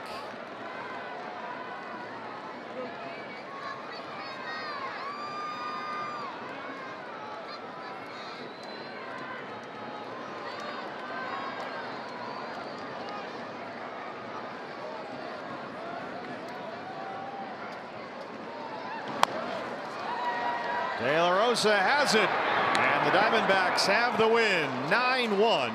The D-backs improved to 11-3, off to their best ever start to this point in the season.